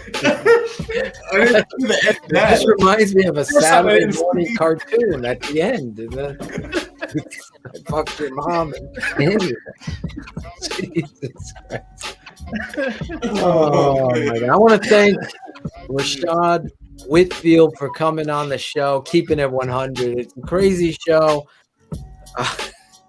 We're always keeping it 100, having a lot of laughs. I want to shout out you, Angelo, for jumping on and coming out on a whim, even though you didn't do the promo. But next week, he's getting it done. Next week, send it to me early, guys. I'm going to rehearse it, and I'm going to do it well. That's what I'm talking about. I got faith in you, definitely. I got faith in you. We got to get him some TTNL swag too, Claudio, right? Yeah. Yes. That's definitely keep it at 100.